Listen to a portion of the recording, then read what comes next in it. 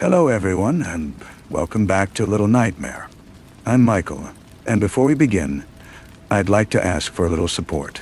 Please subscribe, leave a like, and if you do, let me know in the comments where in the world you're listening from. These may seem like small gestures, but they're essential for helping the channel grow and allowing me to keep bringing you these stories every night. Now, lower the volume just a bit, get comfortable, turn off the lights, and let's dive together into tonight's first story. Story 1. The house hadn't changed, and somehow that felt like its own kind of cruelty. The dining room wallpaper, that soft yellow Dorothy had chosen 3 springs ago, still caught the afternoon light exactly as it always had. The crack in the kitchen window, the one they'd meant to fix, was still there. Even the scent lingered. Her lavender sachets tucked into drawers, slowly releasing their fragrance into rooms that no longer held anyone who cared about such things. Howard Marsh moved through these spaces like a man underwater, every action requiring more effort than it should. At 46, he'd become someone people looked at with carefully blank faces in just 8 weeks. Dorothy's friends' husbands brought casseroles he didn't remember eating. His colleagues at the insurance company spoke to him with the deliberate, careful kindness reserved for the grieving or the simple. Everyone believed Dorothy had died peacefully. The death certificate said heart failure. She'd gone to bed complaining of tiredness and simply never woken up. A blessing, people told him. At least she hadn't suffered. Howard agreed because that's what you did. He agreed. And he accepted their condolences, and he lived alone in the house where everything remained the same, except for the one change that made everything else meaningless. It was the 6th day after the funeral when he first heard it. He'd been standing at the kitchen sink, watching water run over a coffee mug he'd forgotten he was holding, when the sound came from somewhere behind him. Not quite a voice, not quite a word. Something that existed in the space between perception and thought. A whisper so faint it might have been the house settling or air moving through old pipes. Howard turned off the water and listened. Silence. He dried the mug methodically, carefully, and put it away in the cupboard. His hands, he noticed, were shaking slightly. Not enough that anyone else would see, but enough that he felt it in his fingers. A tremor that seemed to come from somewhere deeper than muscle. The second time left no room for doubt. It happened just after midnight. He'd been lying in bed, their bed, though he couldn't think of it that way yet, staring at the ceiling and counting his breaths like the grief counselor had suggested. 1, 2, 3, 4. Breathe in and breathe out, as if proper breathing could somehow fix what was broken. The whisper came from the corner of the room, near the closet where Dorothy's clothes still hung in their neat, color-coded rows. Howard sat up so fast his vision went spotty. His heart, that traitorous muscle, hammered against his ribs. Dorothy? The sound of his own voice in the dark house frightened him more than the whisper had. It seemed to belong to someone else. Someone whose wife really had died of heart failure. Someone who had a right to speak her name with that particular mix of hope and despair. He got out of bed and turned on every light in the room. Then he went through the house, switching on the rest.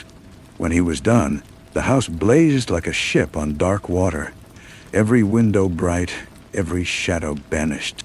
He sat on the living room couch and waited for dawn, and the whisper didn't come back. By week 3, he'd learned to expect it.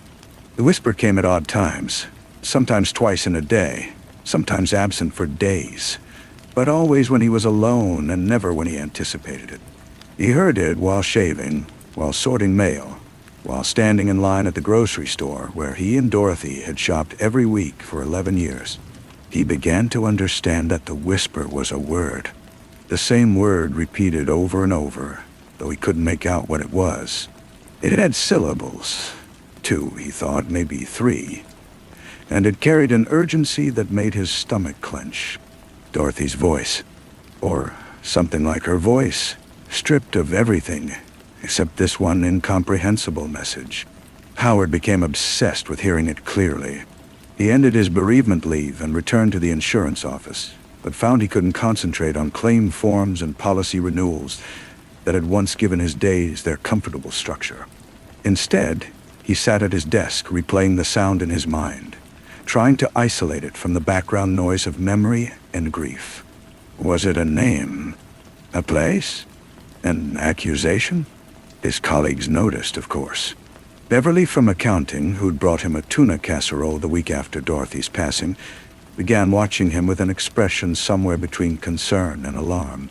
She came to his desk with unnecessary questions about expense reports, her eyes searching his face as though looking for signs of imminent collapse. One afternoon she brought him coffee he hadn't asked for, set it beside a stack of unprocessed claims, and asked, "Howard, are you sleeping?" "Some," he said, which was true in the strictest sense. "You look like you haven't been. I'm managing Beverly." She lingered a moment longer, and Howard sensed she wanted to say more. Something about grief or time or healing. Instead, she briefly touched his shoulder, a gesture so unexpected it made him flinch, and then she went back to her desk. That evening, his supervisor, Dale Pritchard, called him into his office. Dale was a man of profound ordinariness who'd worked at Midwest Mutual for 33 years without incident.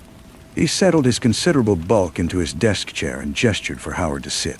"Howard," Dale began, "we're all worried about you." "I'm managing," Howard repeated, using the same words he'd given Beverly. "You don't look like you're managing. You look like you're—" Dale paused, searching for the right words. "Like you're somewhere else." Howard nodded because it seemed expected. In truth, he was somewhere else. He was in the place where Dorothy's voice reached him with a word he couldn't understand, and nothing else mattered much. "I think you should take more time," Dale said. "It isn't quite a suggestion. Another month, 2 months, however long you need. Your position will be here when you're ready." Howard looked at Dale's face, at the genuine concern there, and felt a mixture of gratitude and revulsion. These people meant well. They wanted to help, but they were wrong about what they thought they were seeing, offering comfort for a grief that wasn't quite what they imagined it to be. "All right," Howard said. The next day, he cleaned out his desk, a process that took less time than he'd expected for 14 years of work. Beverly watched him leave from her cubicle window, her face pressed against the glass like a child's, and Howard raised his hand in a gesture that might have been goodbye or something else entirely. At home, Howard began his research. He started with the internet, that vast repository of human knowledge and nonsense. Late into the night, he sat at Dorothy's computer. She'd used it for online banking and recipe searches, and typed phrases into search engines, hearing deceased loved ones, grief-induced hallucinations, auditory manifestations of bereavement. The results were both comforting and useless. Psychology articles explained that auditory hallucinations were common among the recently bereaved. The mind, desperate for connection, manufactured what it lacked.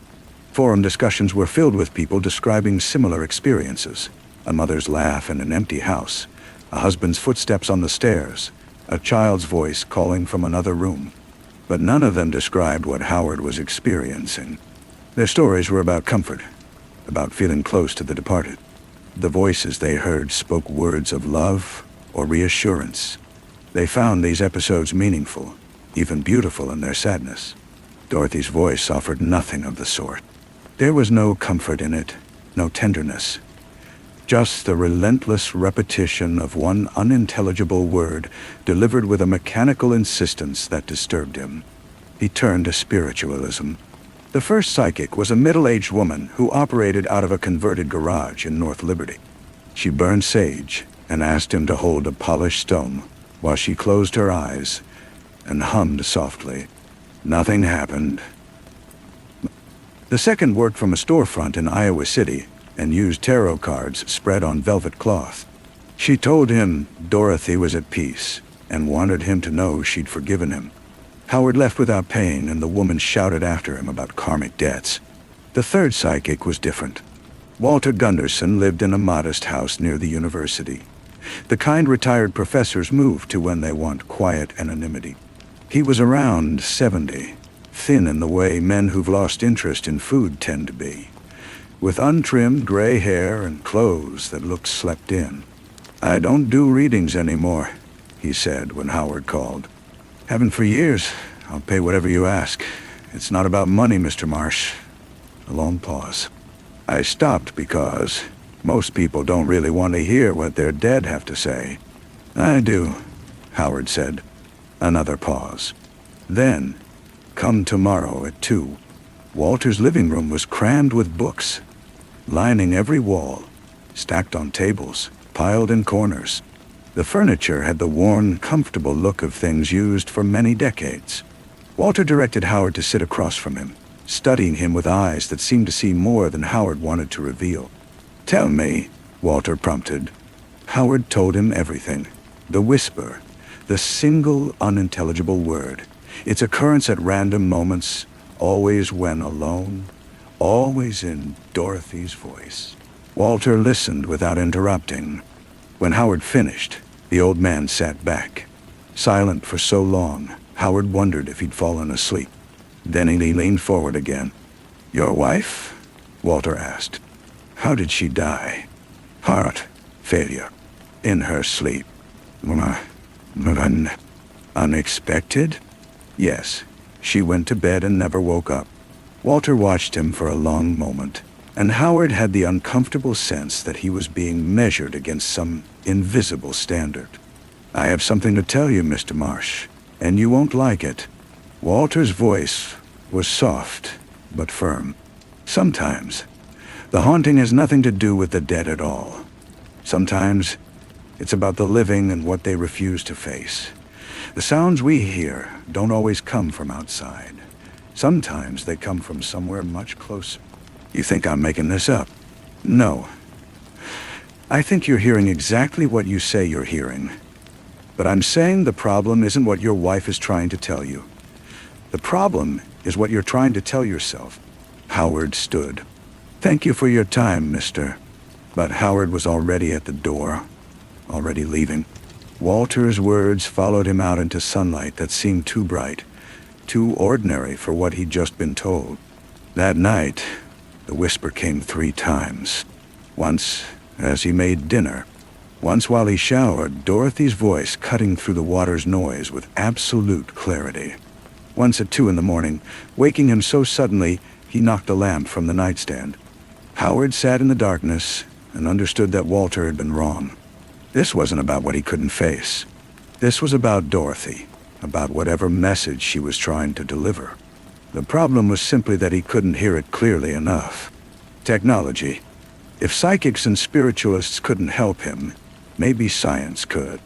He started small, with a digital voice recorder of the type students use for lectures. He set it on the nightstand and let it run all night, hoping to capture the whisper when it came.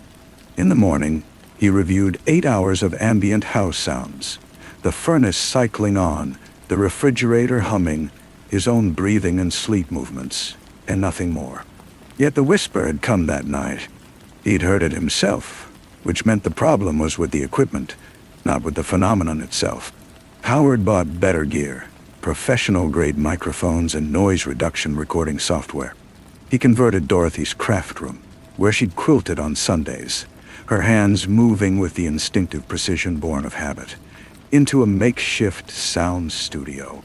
He ran cables along the walls, mounted the microphone on its stand, and arranged everything with meticulous exactness.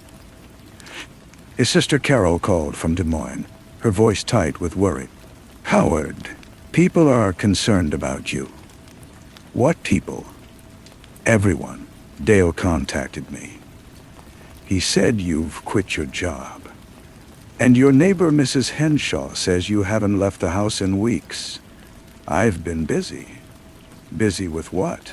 "Howard, you need to take care of yourself.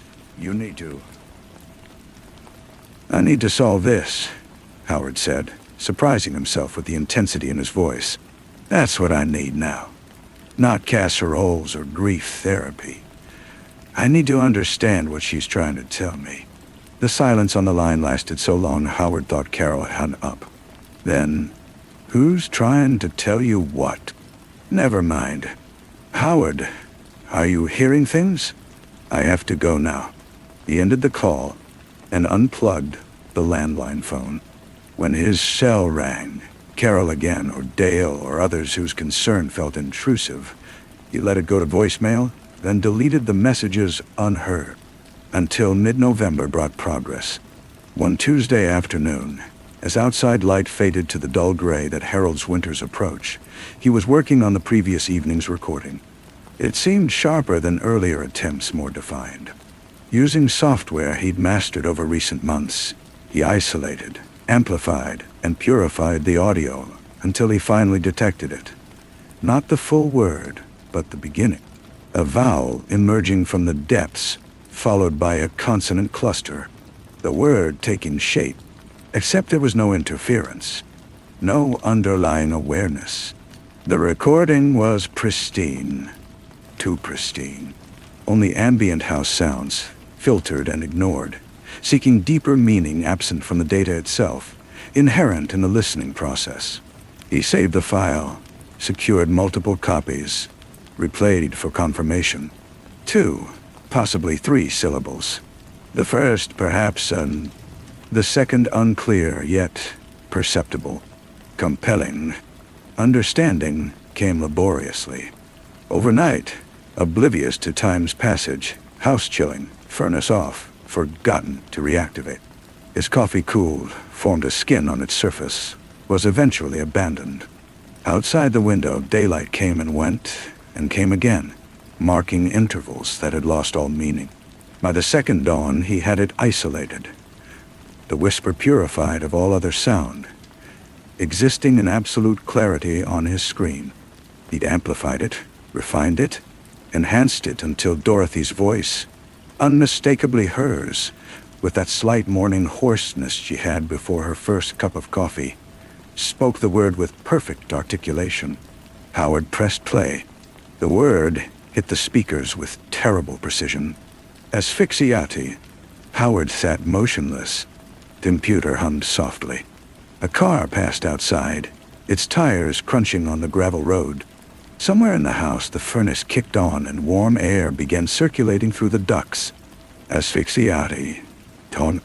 Dorothy's voice. No longer a whisper, but something colder, more final. A word spoken with the detached precision of a death certificate, emptied of emotion, emptied of everything except its bare factual meaning. The kind of word Howard dealt with daily at the insurance company. Cause of death. Mechanism of injury. Terms that transformed human suffering into manageable data. ... Not I can't breathe. Not help me. Not any words a dying person might actually think or try to scream. But a clinical designation. A diagnosis. The exact medical term for what was happening inside her body. But Dorothy had never spoken in such terms. She taught elementary school. She liked mystery novels and worked crosswords and said things like "I'm stuffed after dinner." Not "I'm experiencing postprandial distension." This wasn't her word. It was his. And with that realization, the memory didn't come slowly. There was no gentle surfacing from suppression, no gradual assembly of pieces. It came all at once, whole and perfect and shattering, like a wall giving way to reveal what had always been behind it. The argument had been about something small, his mother's upcoming visit, he thought. Or maybe it had started earlier at dinner over some comment about the grocery bill. The specifics were fragments now, except for one thing. Dorothy's voice edged with that particular contempt born from 11 years of accumulated disappointments. "You're just like your father. Weak, and you don't even know it." The words had hit something inside him. Not anger at first. Something colder. A crack that let reality seep through. That she was right. That he'd always known it. That his entire life had been built around avoiding this very knowledge. He'd been standing at the bedroom door. Dorothy was already under the covers, her reading glasses perched on her nose, a crossword book open on her lap. She'd looked up at him with an expression mixing irritation and something like pity, and Howard had crossed the room. How many steps? 4, and 5, and picked up her pillow. She'd fought. Of course she'd fought. Her hands had clawed at his arms and face. Her legs had thrashed, tangled in the bedding. The crossword book had fallen to the floor, its pages splayed open. Her reading glasses had flown off, landing somewhere under the bed. But Howard was stronger, and the terrible calm that had settled over him made him methodical and efficient. He pressed down and kept pressing until Dorothy's movements grew weaker, more frantic, and then stopped entirely. Afterward, he'd sat on the edge of the bed for what might have been hours or moments, time having lost its normal shape, trying to comprehend what he'd done. The woman lying beside him, her face already taking on death's smooth pallor, was Dorothy, his wife, the person he'd vowed to cherish and protect. Yet he'd killed her because she'd said something probably true. He called the police. They came quickly, 2 officers who looked young enough to still be in high school, and they were kind. They looked at the bedroom, neat and undisturbed except for a pillow on the floor. They saw Dorothy, peaceful as though sleeping. They saw Howard, shattered, clearly in shock, still in his work clothes because he'd come home late and she was already in bed when they'd argued. The senior officer asked questions. When had Howard last seen her alive? Had she mentioned any aches or discomfort? Any history of heart problems? Howard answered mechanically, his voice coming from somewhere outside himself, each response truthful as far as anyone could verify. The medical examiner arrived, middle-aged, businesslike, weary in the way of those accustomed to death. He examined Dorothy there in the bedroom, her face peaceful, no signs of distress. The pillow that had somehow ended up on the floor, just another detail in a room where a woman had gone to sleep and never stirred again. He asked about Dorothy's health history. Had she been stressed? Any family history of heart problems? Howard mentioned, and this was true, that her mother had died of a heart attack at 53. The medical examiner nodded, making notes on his pad. Heart failure, he said. It can happen suddenly for women her age. Stress, underlying conditions, hereditary factors all play a role. With no signs of trauma or reason for suspicion, there's no need for an autopsy. A terrible thing, certainly, but not uncommon. And Howard, sitting in the kitchen as strangers moved through his house, removing his wife, felt the memory beginning to fade, even as it was being formed. His mind, that deceitful instrument, was already reshaping the narrative, constructing a version he could live with. She'd said she was tired. She'd gone to bed. She hadn't woken up. By the end of the funeral service, he believed it. The argument, had there been one? He couldn't quite remember. Had faded to the quality of a half-remembered dream. The pillow in his hands, Dorothy's face going slack, the terrible silence when her body stopped resisting. Everything had been filed away somewhere his conscious mind couldn't access. But Dorothy remembered.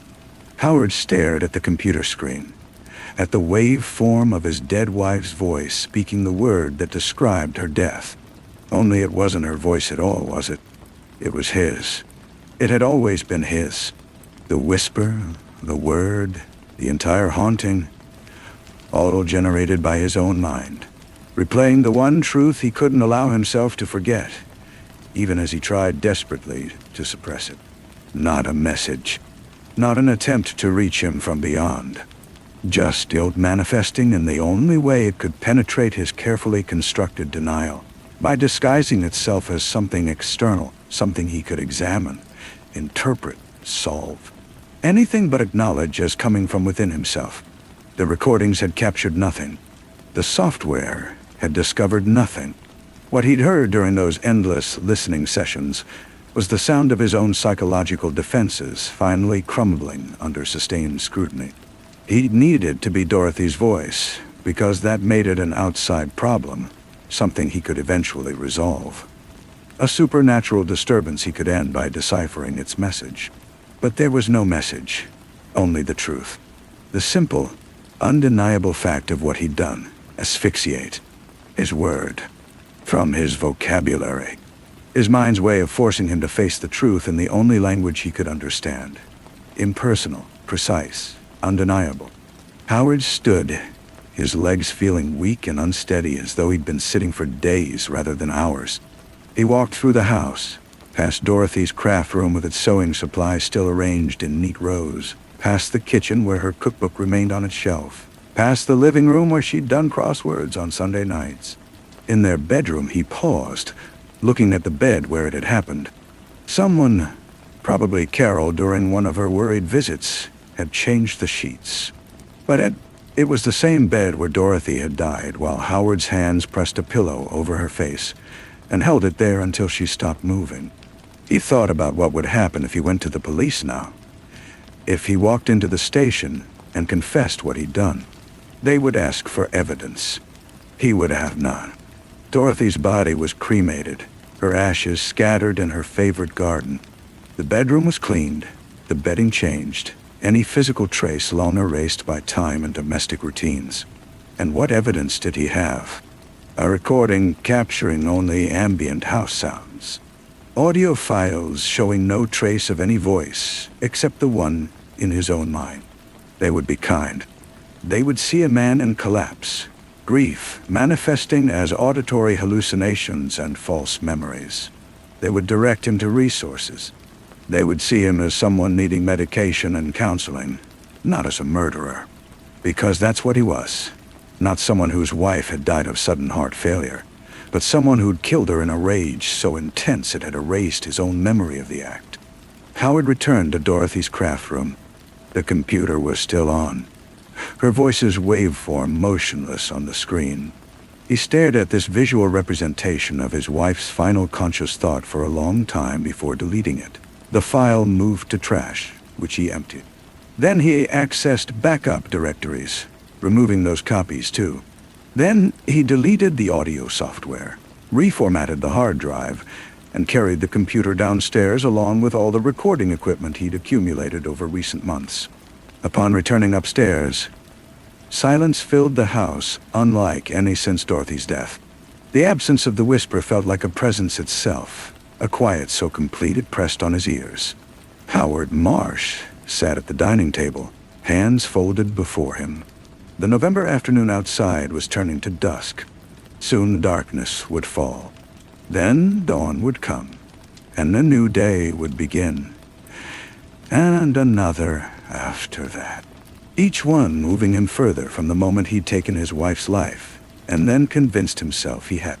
The whisper was gone, but the knowledge remained, and Howard understood that this was the real ghost. Not Dorothy's voice speaking a word she'd never actually said. She'd been beyond speech in her final moments, her mind only forming the word internally in its last instance, but his own consciousness forcing him to see what he'd done, compelling him to uncover the truth he'd so carefully hidden. He sat in the silent house and understood that this was his life now. This was what he'd brought upon himself. The endless days ahead where he would carry the weight of what he'd done, unable to confess it, unable to erase it, able only to continue living in the house where Dorothy had died. Winter was coming. The days would grow shorter. The nights would stretch longer. And Howard Marsh would sit in his silent house, listening to the quiet that had once held his wife's voice. Story 2. At 3:47 a.m., the sound of the Peterbilt's engine changed. A subtle shift in pitch that Silas Corbett felt before his mind could name it. He'd been driving trucks for 19 years, long enough that the vehicle had become an extension of his body. Its mechanical problems translated directly into physical discomfort, bypassing conscious thought entirely. The cooling unit behind him kicked on with its usual shudder. The dashboard read 38 degrees Fahrenheit. Perfect conditions. Everything seemed fine, but something was wrong. Silas's grip tightened on the wheel, the rough skin of his palms rasping against the worn leather cover. Interstate 40 stretched ahead like a ribbon of dim light cutting through Arizona darkness, and he was alone on it, truly alone. In the way only the Southwest can make you. No towns for 60 miles in any direction. No ranch lights dotting distant hillsides. Just the truck's headlights carving a path through an indifferent universe. The job had been arranged by Lyle Hutchkins, a dispatcher Silas had known for 12 years. Hutchkins operated out of a concrete office in Tucson, where the air conditioning always underperformed, and the air always smelled of stale coffee and diesel fumes. A place where legitimate business happened alongside deals that skirted the edges of legality, where people who needed money and people with cargo to transport connected through networks of careful referrals. Off the books, Hutchkins had said, not quite meeting Silas's eyes. $22,000 for 3 days' work, cash on delivery. $22,000. Enough to pay off the second mortgage on the house in Amarillo, the one he'd taken out when Claire disappeared, when he'd burned through his savings on private investigators who'd found nothing, enough to stop the collection calls and sleep without constantly doing math and coming up short. What's the cargo? Refrigerated goods. That's all you need to know. You taking the job or not, Lyle? The refrigeration unit cycled off. In the silence that followed, Silas heard it. A sound like fingernails on metal. Soft and rhythmic. Scratch, scratch, scratch. Then, quiet. He glanced at the rearview mirror. The trailer stretched behind him, plain and white under its running lights. Nothing moved. The sound didn't repeat. Silas had picked up the shipment from Golden Valley Meat Processing Facility outside Phoenix at 11 p.m. The plant sat at the end of a rural road that hadn't been resurfaced in a decade, surrounded by empty land that had been slated for development before the economy collapsed, and now hosted only creosote bushes and wind. The loading dock was empty, except for one man in a suit, too nice for the setting. Charcoal gray, perfectly tailored, Italian shoes that clicked with confidence on the concrete, as though their wearer had never worried about money.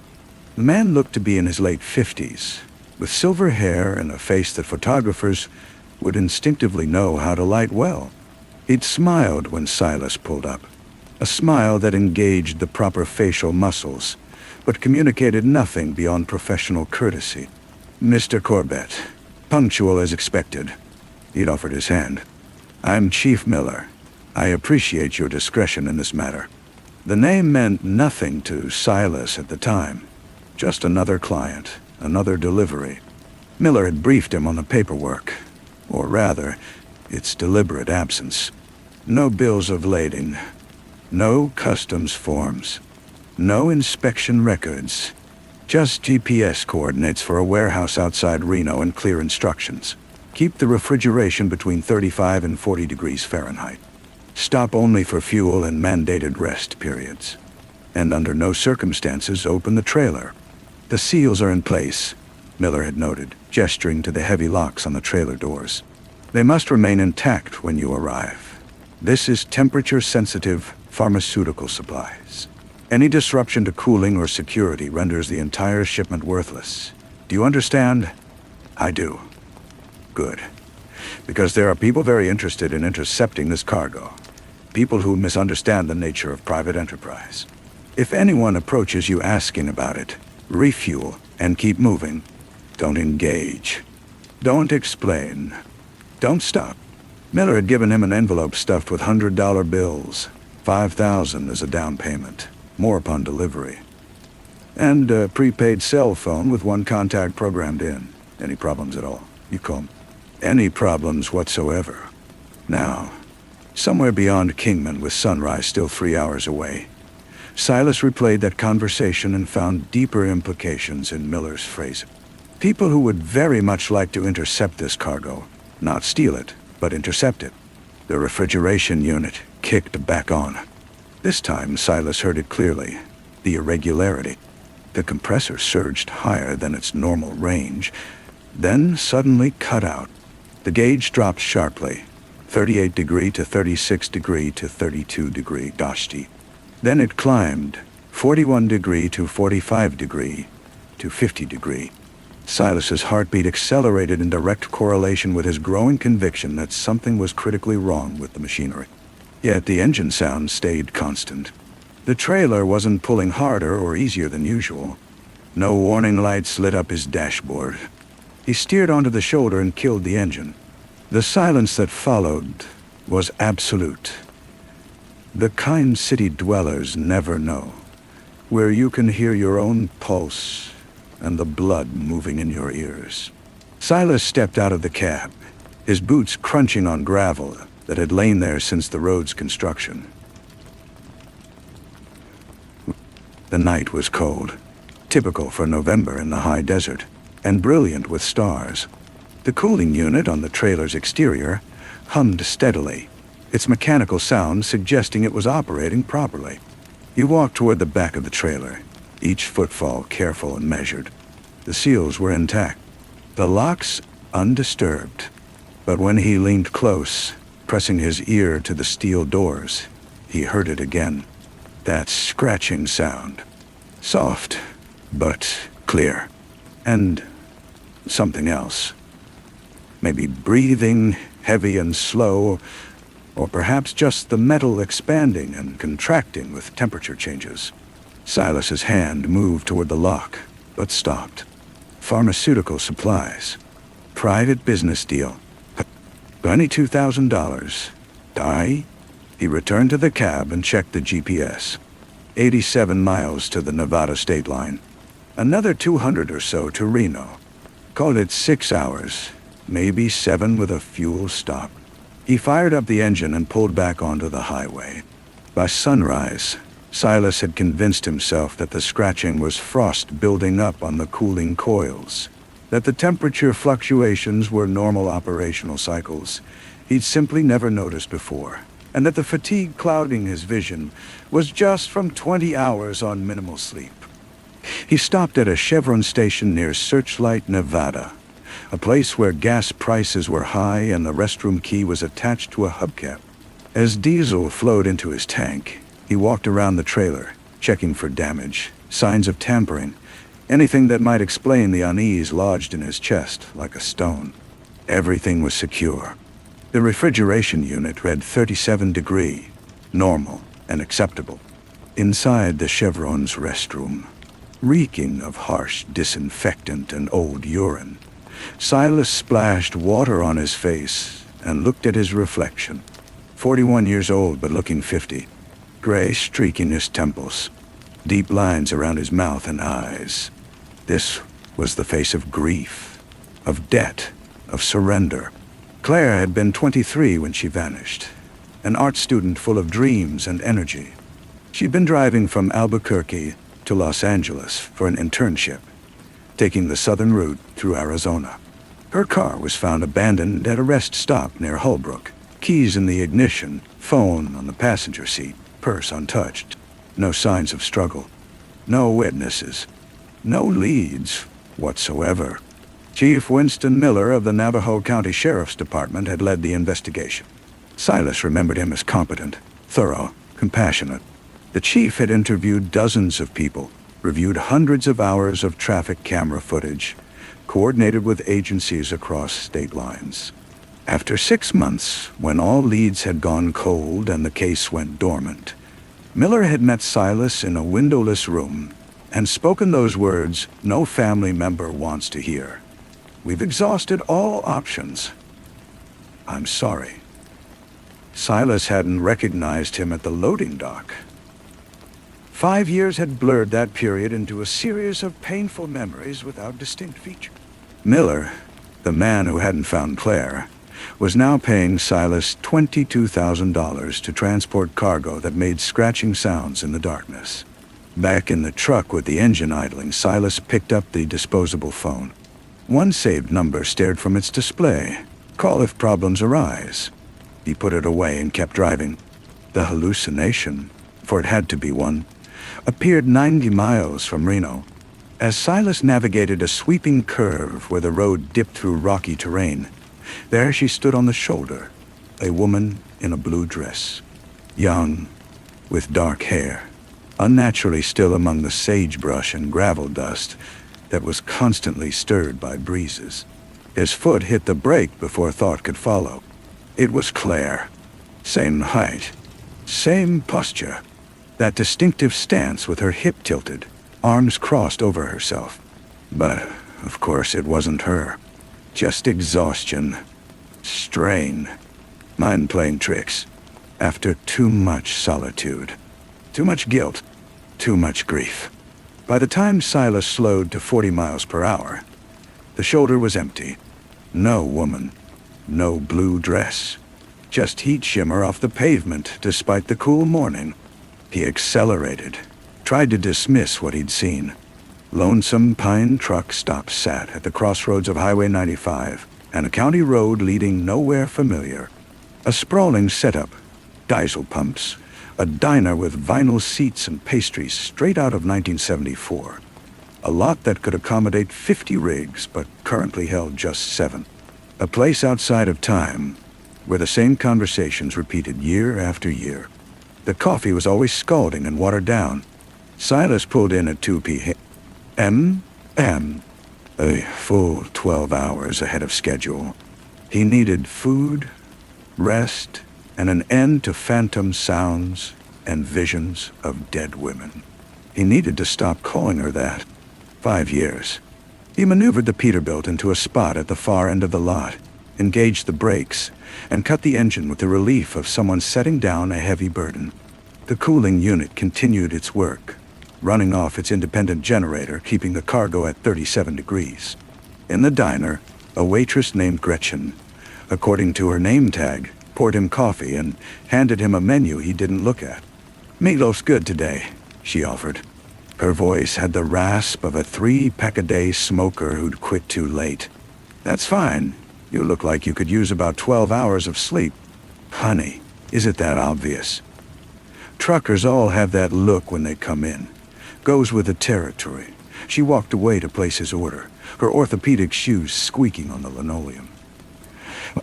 Through the diner window, Silas watched his truck, the vast white surface of the refrigerated trailer. He saw them, and his coffee cup stopped halfway to his lips. 3 men were approaching it. They moved with purpose, fanning out to cover different angles. 2 carried long firearms, AR-15s, Silas guessed, though he wasn't an expert on such things. The third held something smaller, probably a handgun. Dressed casually, jeans and jackets, but their movements showed a tactical discipline that suggested training. Silas was on his feet before he consciously decided to stand, heading for the exit before rational thought could take over. Behind him, Gretchen said something he didn't hear.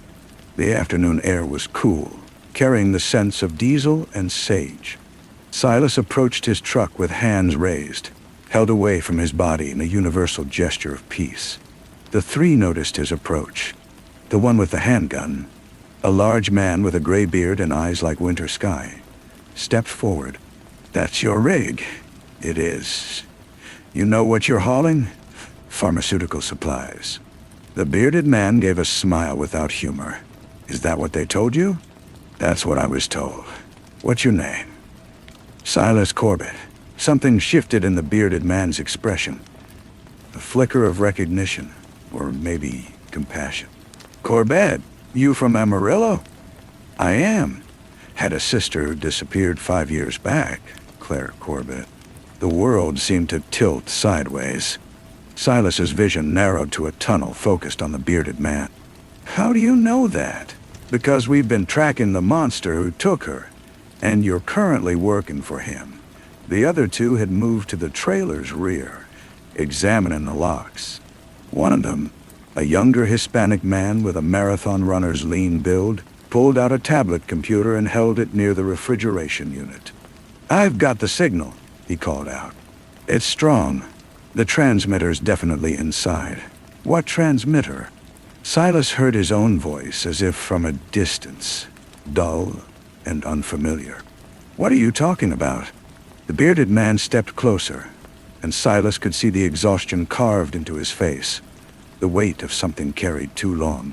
"My name is Robert Renfro, former FBI. The others are Quinn Alvarez and David Odua. We're what you might call vigilantes. For 3 years now, we've been investigating a human trafficking network operating throughout the Southwest. Interstate commerce, sophisticated logistics, law enforcement connections, everything. Human trafficking. That's right. Mostly young women, transported in refrigerated trucks to avoid thermal detection, moved through what look like legitimate supply chains. We believe there's a captive in your trailer right now. The scratching sounds. The temperature fluctuations. The growing paranoia since Phoenix. It all clicked into place. You're wrong, Silas said, though his voice lacked conviction. I was told it was pharmaceutical supplies. You were told what you needed to be told to do your job, Renfro said, not unkindly.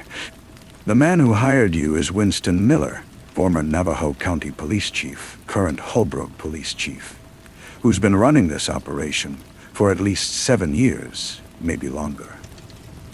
He uses his position to target vulnerable women, stages their disappearances as accidents or voluntary departures, then moves them through his network. Your sister was one of his victims. The parking lot began to sway and spin.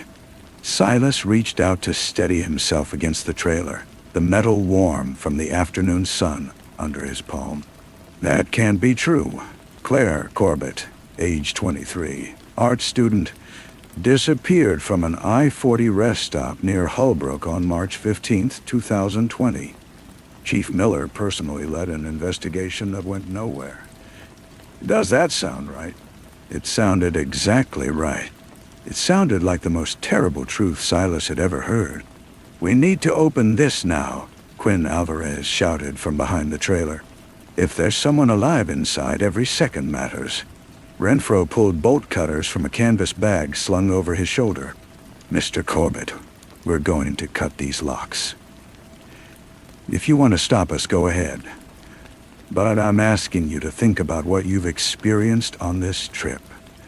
The sounds, the mechanical problems, and consider whether there's any chance we're telling the truth. Silas remembered the scratching sounds.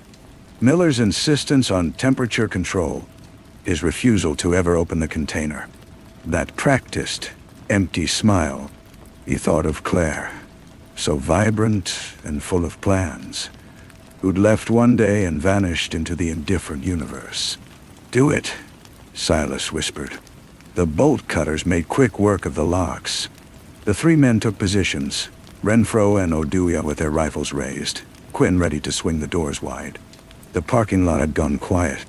Other truckers had emerged from the diner, sensing something was wrong, but they kept their distance. Quinn opened the right door, then the left. Inside, the refrigerated trailer was empty. Completely, utterly empty. White walls, white floor, white ceiling.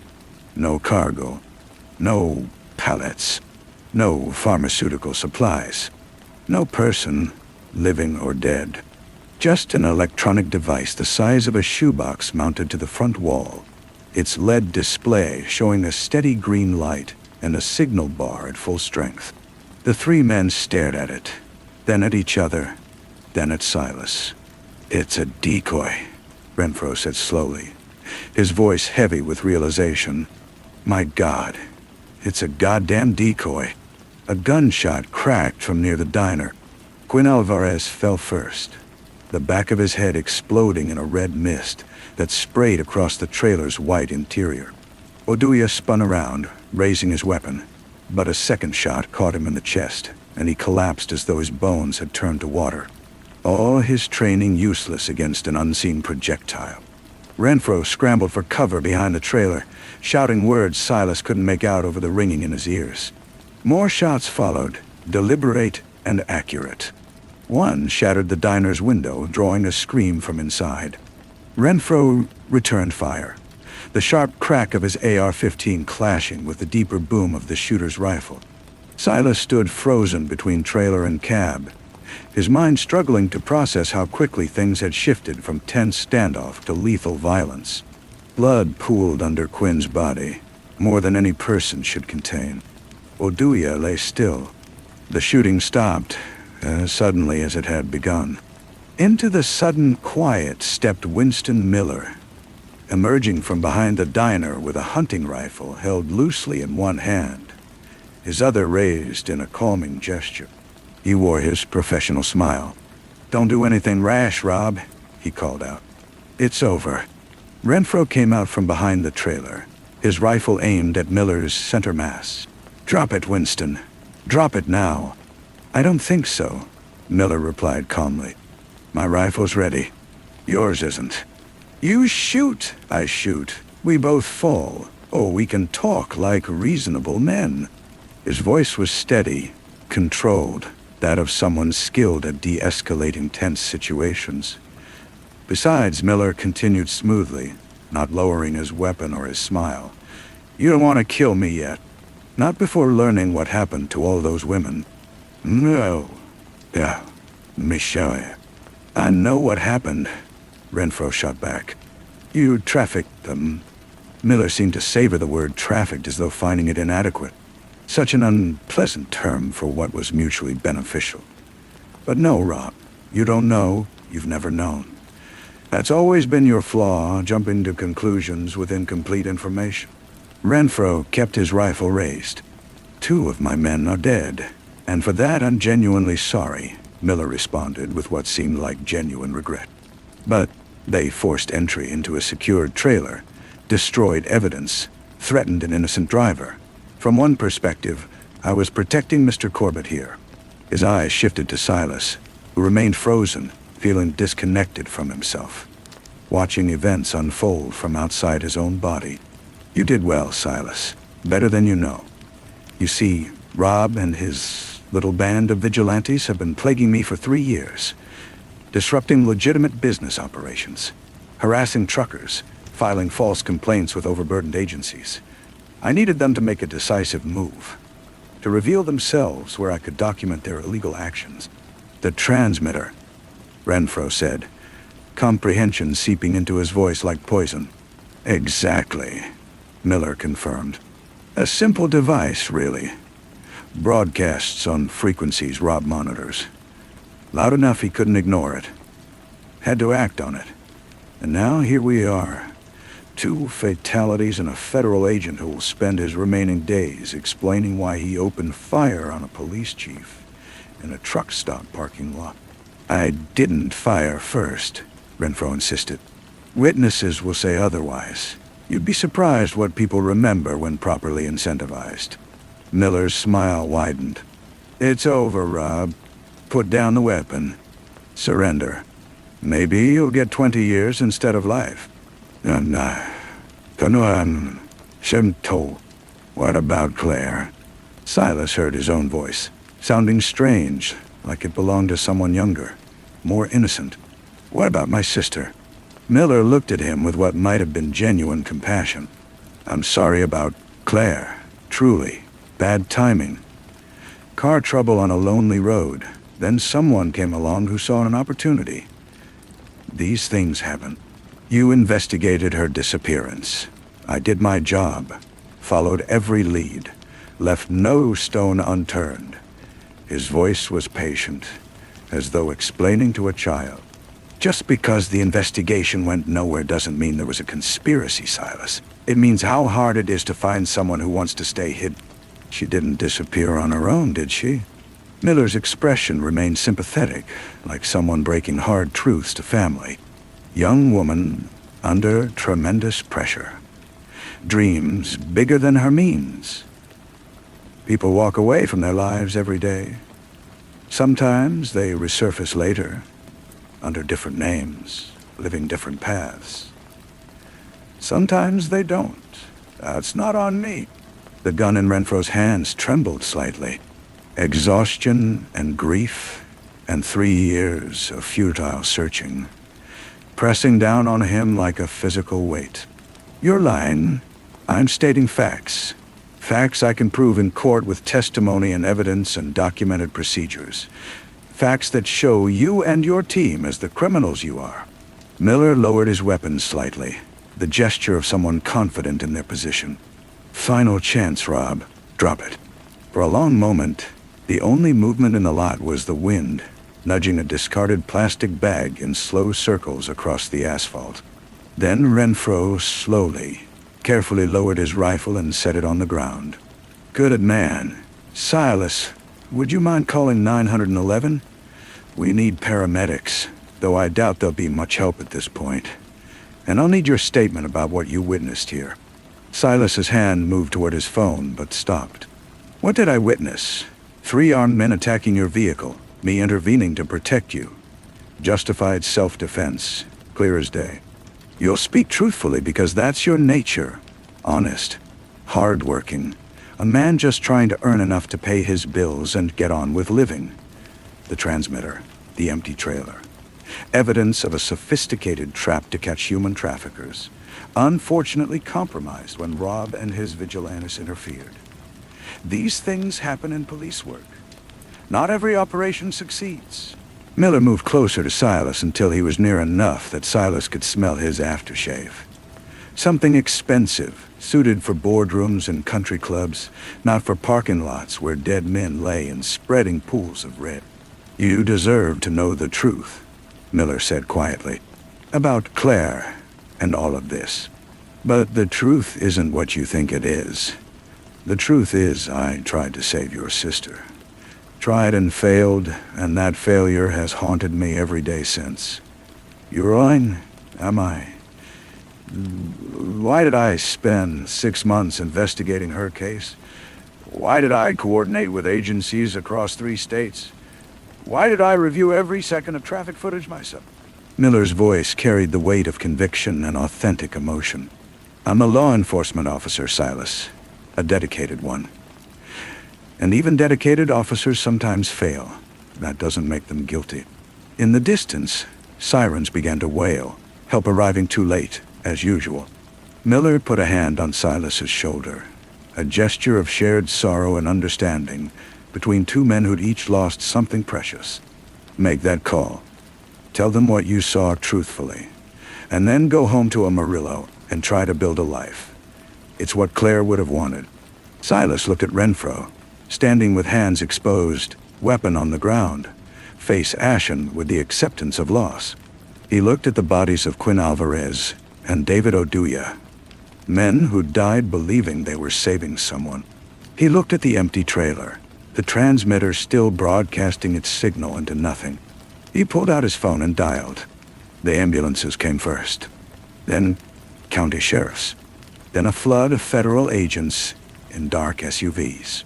The parking lot became a crime scene. Yellow tape, evidence tags, photographers capturing angles. Miller gave his version with the calm expertise of someone who'd done this many times before. Renfro was handcuffed and led away, his face empty except for exhaustion. Silas sat in his truck's cab, watching everything unfold like a play he'd stumbled into without knowing the plot. An FBI agent questioned him. Routine inquiries, he answered automatically, truthfully. Yes, 3 armed men had approached his truck. Yes, they'd broken the locks and opened the trailer. Yes, Chief Miller had intervened. Yes, gunfire had erupted. The agent, a young woman with kind eyes and recording equipment, asked if he needed anything else. Medical attention? Water? Someone to call? "I'm fine," Silas said. "You've been through a traumatic incident, Mr. Corbett. It's normal to feel shocked, confused. We can arrange counseling." I said I'm fine. She left him alone. As evening fell, the crime scene investigation continued under portable lights. The bodies were removed in black bags. The trailer was towed away for further forensic examination. The diner's owner, a man in his 70s with dazed eyes, gave statements over and over to different authorities, each time recounting the same sequence of events with minor variations. Miller found Silas near midnight, stepping away from a cluster of senior officers with a grave but resolute look on his face. "They're releasing your tractor back to you. The trailer's cargo is evidence, but the truck is yours to drive. I've made sure you'll receive the full payment despite the complications. 22,000, as we agreed. You held up your end. I don't want the money. Take it anyway. You've earned it." Miller paused, seeming to weigh his next words carefully. "I know you have questions about Claire, about what happened here. But it's important you understand something. Sometimes the truth is complicated. Sometimes the heroes and villains aren't as clear-cut as we'd like them to be. Which are you?" "I'm an officer who did his job to the best of his ability. Nothing more, nothing less." Miller started to walk away, but stopped. "One more thing. Robert Renfro is going to tell stories that I'm a monster, that I trafficked humans, murdered your sister, orchestrated an elaborate scheme. He'll say these things from prison, and some people might even believe him. If that happens, if anyone comes to you with questions, refer them to me. Don't try to investigate on your own. Don't pursue answers that will only upset you. Just move on, just like you moved on from Claire." Miller's expression didn't change. "Sleep well, Mr. Corbett. You've had a long day." He vanished into the night, leaving Silas alone in his cab with a truck that suddenly felt like a tomb. Silas drove back to Amarillo without the trailer, the Peterbilt pulling a lighter load than it had in days, yet feeling immeasurably heavier. The desert swept past his windows like a fever dream, familiar and alien at the same time. He saw no women on roadsides, heard no scratching sounds. The only voice was his own mind's echo, replaying conversations, trying to discern where truth diverged from lies. Miller had investigated Claire's disappearance. That was established fact. Miller had worked with multiple agencies that could be verified. Miller had spent months following leads that led nowhere. That was accurate. But Renfro had been convincing too. Renfro had known things about Claire that weren't public knowledge. Renfro had devoted 3 years to tracking what he believed was a trafficking ring. Renfro had died. No, Renfro had been arrested. Quinn and David had died. The money appeared in Silas's bank account 3 days after he returned to Amarillo. $22,000, exactly as promised. He used it to pay off the second mortgage and clear the debts that had been suffocating him since Claire went missing. It should have brought relief. Instead, it felt like blood money. News coverage of the truck stop shooting lasted one cycle before being displaced by other disasters. The official story was straightforward. Overzealous vigilantes had attacked a police chief and an innocent trucker, resulting in justified deadly force. Robert Renfro was charged with murder, conspiracy, property destruction, and illegal weapons possession. His trial was set for next year. Silas received a letter from him 2 months later, smuggled out through methods Renfro didn't explain. The handwriting was neat and deliberate, the penmanship of someone used to filling out forms in triplicate. "Mr. Corbett, by now you've probably convinced yourself I was wrong. That Miller was truthful, that your sister's disappearance was a tragedy, but not a crime. This is understandable. The human mind craves narrative coherence, and Miller's version is coherent. Mine is not. I won't try to change your mind. I have no proof beyond circumstantial patterns, beyond the instincts of someone who chased ghosts too long. What I will tell you is this: the transmitter in your trailer wasn't there by accident. It was placed precisely and expertly by someone skilled in electronic surveillance. Someone who wanted me to find it. The scratching sounds you heard were real. I believe they were looped recordings designed to increase your psychological distress, to make you more likely to open the trailer when confronted. Miller needed you paranoid, needed you disturbed, needed you to react in ways that would justify violence. Your sister Claire is dead. This I believe with absolute certainty. Where she's buried, how she died, who's responsible, These answers are now beyond my reach. But they're not beyond yours. The Golden Valley meat processing facility where you picked up your load has been shut down for 2 years. The entity that owns it is a shell corporation registered in Delaware. The Reno warehouse that was your delivery destination doesn't exist. These facts can be verified. These details point to a system of resources arranged to facilitate an operation. I don't need you to believe me. I'm asking you to verify, to question, to follow the trail I can no longer follow. Or don't. Sometimes ignorance is a form of mercy. Robert Renfro. Silas burned the letter in his kitchen sink, watching the paper curl and blacken and turn to ash. Then he opened his laptop and spent the next 3 hours investigating. The Golden Valley facility was indeed shut down, its doors chained, its windows boarded. The shell corporation was real. The Reno warehouse at the coordinates Miller had provided was an empty lot. These were facts. But facts could be interpreted multiple ways. A sophisticated trafficking scheme, or an elaborate police sting, or a vigilante's paranoid fantasy built from cherry-picked evidence and confirmation bias. Silas closed his laptop and poured himself a generous measure of whiskey that he left untouched. In the months that followed, he tried to resume his normal life. He took legitimate hauling jobs through reputable brokers. He kept his schedule, paid his bills, slept poorly, and dreamed of empty trailers, of scratching sounds, of Claire standing motionless on a desert roadside, in a blue dress while the world continued around her. Robert Renfro's trial ended with a conviction. Life imprisonment, without possibility of parole. In her sentencing remarks, the judge emphasized the defendant's dangerous delusions and obsessive behavior. No evidence of human trafficking was ever substantiated. Winston Miller was commended for his bravery. Silas watched the verdict on television in an Amarillo bar where truckers gathered to drink and complain and repeat stories they'd been telling for 20 years. Nobody mentioned the truck stop shooting. Nobody asked about Silas's involvement. The incident had been resolved, categorized, and filed in the vast archive of American violence.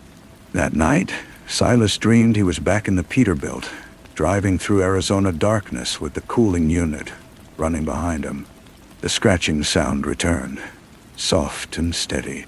In the dream, he stopped the truck and walked to the back of the trailer. The locks yielded to his touch. The doors swung open easily. Inside was Claire, huddled in a corner, her blue dress dirty and torn. She looked up at him with eyes that had seen too much, that had crossed a threshold from innocence to knowledge, and could never return. "You didn't look for me," she said. "You gave up looking." "I never gave up," Silas replied. But even in the dream, his voice was unconvincing. "You took his money. You made your peace.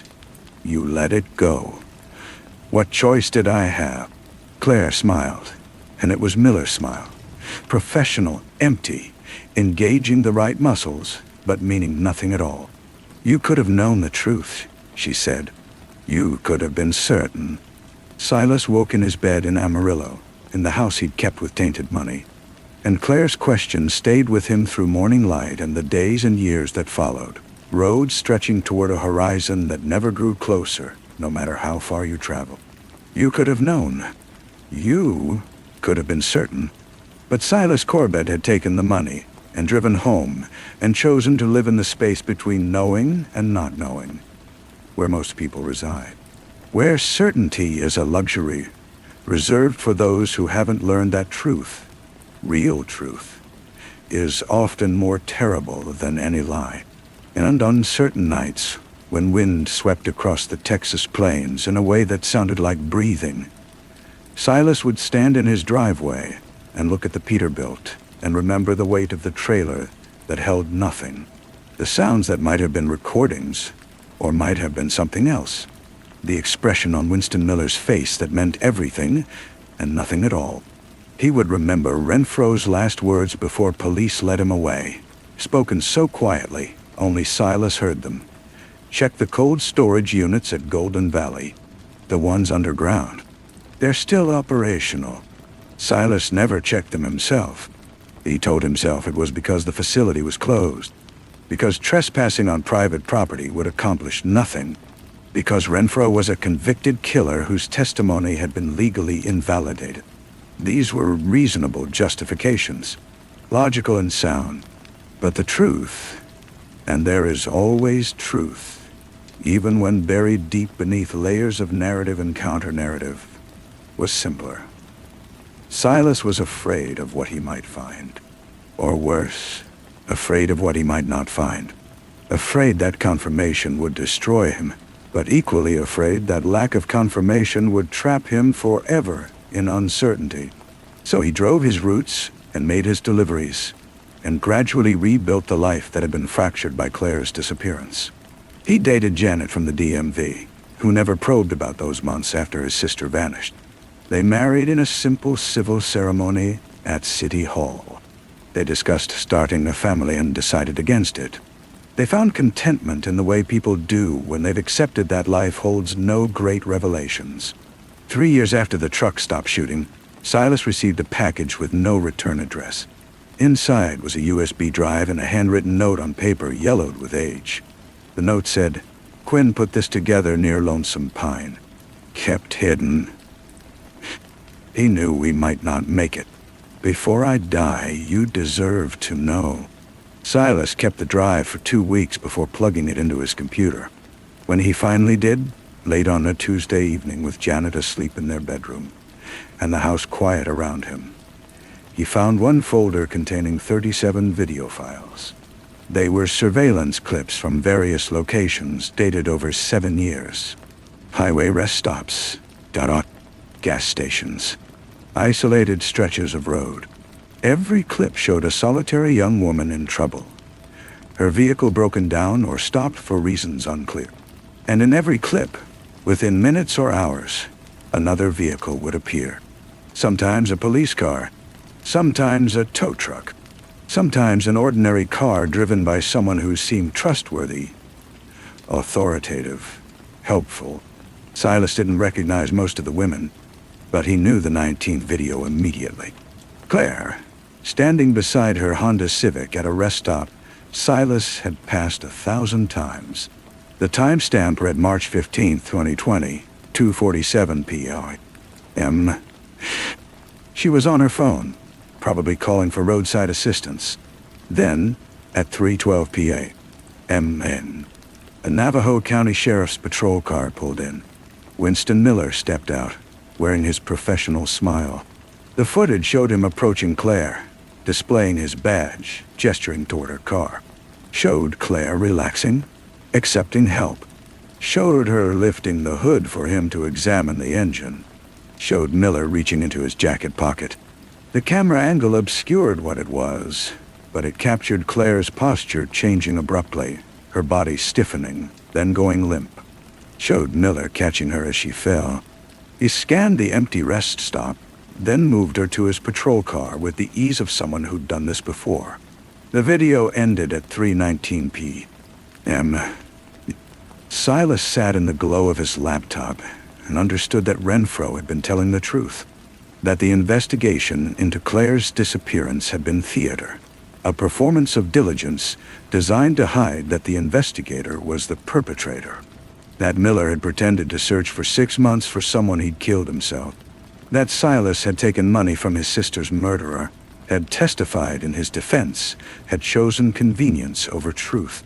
The other files showed similar scenes, different women, different locations, same sequence. Some featured Miller, others showed men Silas didn't recognize. A network, exactly as Renfro had claimed. Sophisticated, protected, operating in jurisdictional gaps where oversight was minimal and missing persons became statistics instead of tragedies.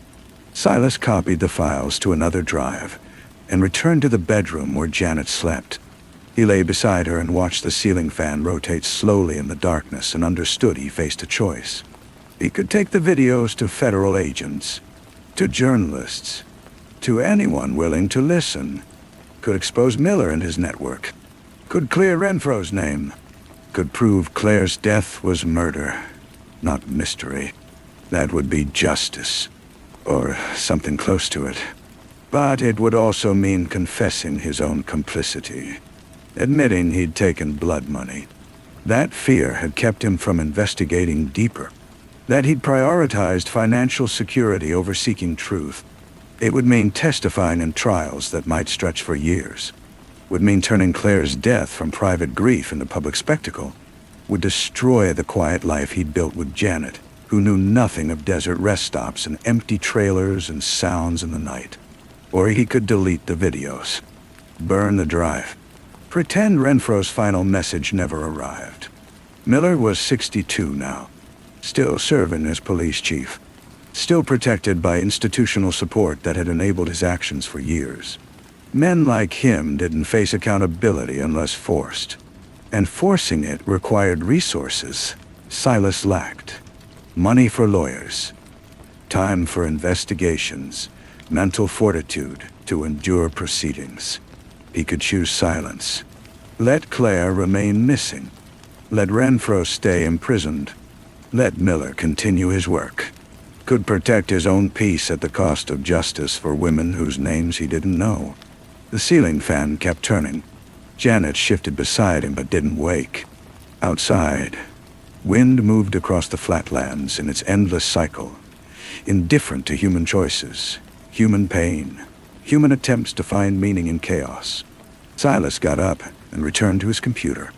He uploaded the footage to a cloud storage account using a false name, creating multiple backup copies across different platforms. Then he composed an email to 3 different investigative journalists, including the login credentials and a brief description of what the videos contained. The message sat in his drafts for 6 days. On the 7th day, Silas deleted it. He told himself it was because the videos might be doctored, because Renfro had been convicted of murder, making his evidence suspect, because exposing Miller might endanger the women who'd escaped, if any had. These were rationalizations that collapsed under minimal scrutiny, but Silas didn't scrutinize them. He accepted them like someone accepts a terminal diagnosis, something to be managed, not cured. Then there is always truth, even when too painful to acknowledge, was simpler. Silas didn't have the courage to destroy his life for a justice he couldn't be certain of. Wasn't strong enough to endure what coming forward would demand. Wasn't convinced his testimony, his evidence, his sister's death would change anything fundamental about a world that produced men like Winston Miller and systems that protected them. So he kept the videos but did nothing with them. Kept the drives hidden in a safe in his garage where Janet never went. Kept the knowledge of what had happened to Claire behind the same psychological defenses that allow people to function despite knowing terrible things happen constantly everywhere to innocent people. He never forgot, but he learned to live with remembering. Robert Renfro died in prison 4 years after his sentencing, stabbed to death in an argument over a card game. The news barely registered, a brief item in the Amarillo newspaper sandwiched between weather reports and high school sports results. Silas didn't attend any memorial service, sent no condolences to whatever family Renfro might have had, did nothing except pour himself a whiskey and stare at the safe and think about roads not taken. Winston Miller retired from the Navajo County Sheriff's Department at 65 with full honors. There was a ceremony, speeches praising his dedication and service, a plaque commemorating his 38 years in law enforcement. He moved to Sedona and opened a security consulting business. He lived well on his pension and investments. He died of a heart attack at 71 while hiking Cathedral Rock, collapsed on the trail with red rock formations towering around him and tourists rushing to summon help that arrived too late. His obituary described him as a devoted public servant, a skilled detective, a man who dedicated his life to protecting others. There was no mention of Claire Corbett or the 36 other women whose faces Silas had seen in those surveillance files. No mention of refrigerated storage units or empty trailers or the network Miller had built in the gray spaces between law and lawlessness. History, Silas understood, is written by those who survived to write it. And sometimes the survivors are the wrong ones. Time passed. Silas aged. The Peterbilt finally died for good, its engine giving out on a run to Oklahoma City, and he traded it for a newer model that lacked all the character and history of the old one. Janet developed arthritis that made typing difficult. They talked about retiring, selling the house, and moving somewhere warmer. All the usual plans people make when they feel time accelerating toward an ending. On a Tuesday evening in late November, 23 years after Claire vanished, Silas got a call from an unknown number. The voice on the line was young, female, hesitant. "Is this Silas Corbett?" "It is." "My name is Andrea Oduya. My father was David Oduya. He died at the Lonesome Pine truck stop in 2025, trying to stop Winston Miller from doing something wrong." Silas sank heavily into a kitchen chair. "I remember. I'm an investigative journalist now," she continued, "looking into my father's death, into what he and Robert Renfro were claiming before they were killed or imprisoned. I've uncovered some things. Evidence, patterns, but there are gaps in my knowledge, and I believe you could help fill them. I don't know anything, Mr. Corbett. I know about your sister. I know you were driving that day. I know you testified Miller acted in self-defense. And I know," she paused, papers rustling in the background, "that 3 days before he died, Robert Renfro sent something to your address. I have confirmation from prison mail records." Suddenly, the safe in the garage felt immensely heavy. Silas could sense its presence through walls and floor, pulling at him toward either truth or ruin. "I don't recall any package. Mr. Corbett, please. Miller's dead. He can't hurt anyone else, but his network might still be active. There are still women missing, families needing answers. I don't remember. If you have evidence..." The line went quiet. "My father believed he was doing the right thing. He was certain that a group of men were trafficking women across state lines, using law enforcement connections to cover their tracks. He believed that until he died. And everyone, the courts, the media, the FBI, everyone said he was wrong. That he was delusional. That he and Renfro were dangerous vigilantes who attacked innocent people. Maybe he was wrong. Was he? The question hung between them, sharp and terrible.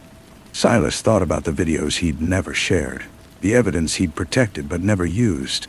He imagined Claire beside her Honda Civic, accepting help from a uniformed officer who would kill her. He thought about all the women whose names he didn't know, whose families were still waiting for answers that Silas could provide, but had chosen to keep secret. "I can't help you," he finally said. "Can't or won't. Is there a difference?" Andrea Oduya was quiet for a long time. "It matters to me. It mattered to my father. But if you've decided to live with what you know, then I can't make you do otherwise. Just understand that your silence is a choice, and that choice affects people who aren't you." She ended the call. Silas sat in his kitchen, phone still pressed to his ear, hearing nothing, and understood this was the moment. This was when he could choose differently. He could get the drives from the safe and finally do what Renfro had died believing Silas would do. Could give Claire's death meaning. Could clear David Oduya and Robert Renfro's names. Could help Andrea finish her father's work. He sat motionless for an hour, barely breathing, balanced on the edge of a decision that would shape whatever time he had left. Then he stood, walked to the garage, and opened the safe. The drives were still there, exactly where he'd hidden them. 23 years of evidence of truth, of terror, carefully preserved and concealed. Silas picked up one of the drives, held it in his palm, felt its minimal weight. Then he put it back in the safe, closed the lid, and returned to his kitchen. He didn't contact Andrea Oduya, didn't send the evidence, didn't choose disclosure over comfort. Because Silas Corbett had learned something in the years since Claire's disappearance. Something that many people come to understand but few admit. That humans are capable of remarkable moral cowardice when courage comes at too high a price. That staying silent is easier than speaking out. That uncertainty is more comfortable than conviction. That choosing not to know can sometimes be no different from choosing wrongdoing. He'd learned he was no hero, not brave, not strong, just a man who'd taken a job to pay his debts and gotten caught up in horrors he could neither stop nor avenge.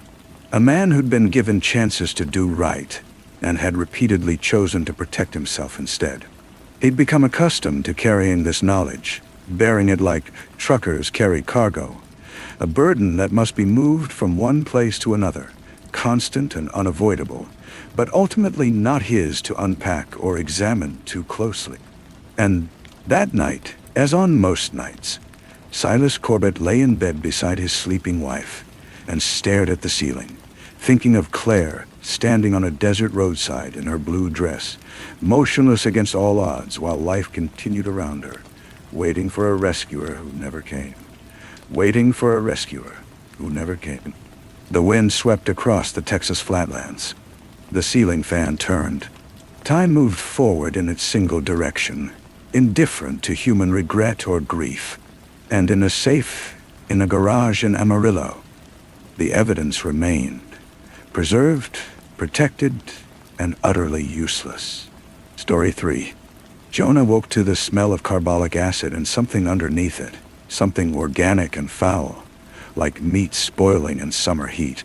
Above him, the ceiling was mapped with water stains, each one a small brown universe, spreading across plaster that might once have been white. He lay on what felt like a wooden bench, hard and unforgiving, and for a long time he couldn't remember how to make his limbs move.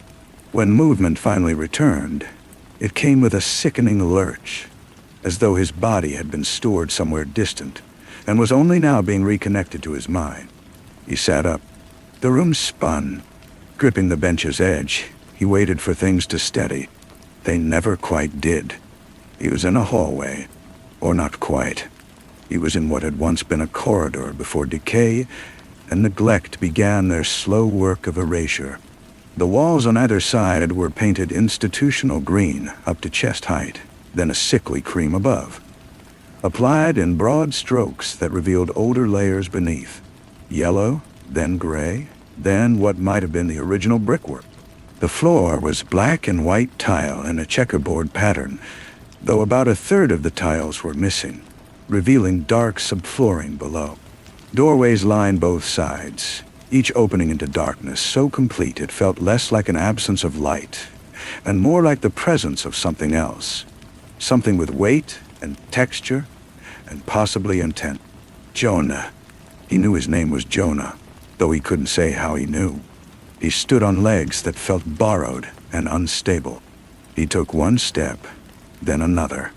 The sound his footsteps made was wrong. They echoed, but not immediately. There would be silence first, then an echo would follow seconds later, as if the sound had traveled a great distance through unseen architecture before bouncing back to him. He examined his arms for clues about who he was or how he'd ended up here. His clothes were plain, gray trousers, and a white shirt that might have been pressed once, but was now wrinkled and damp with sweat. On his left forearm, just below the crook of his elbow, was a tattoo in blue-black ink that had faded to the color of old bruises. Eliza. The letters were clear, precise, professionally done. He stared at them as though they might rearrange themselves into something meaningful.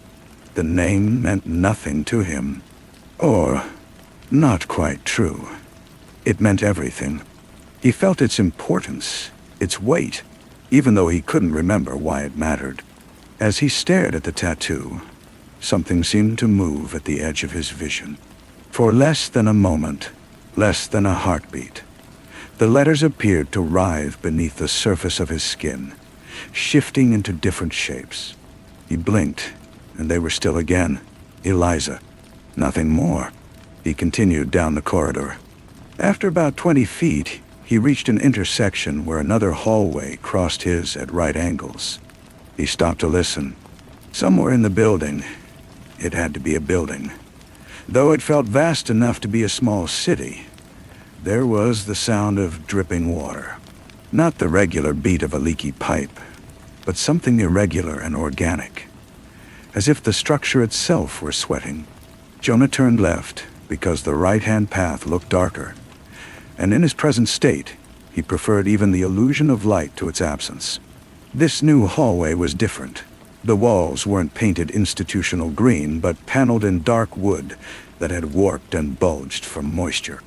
Doors lined both sides, each marked with tarnished brass plaques.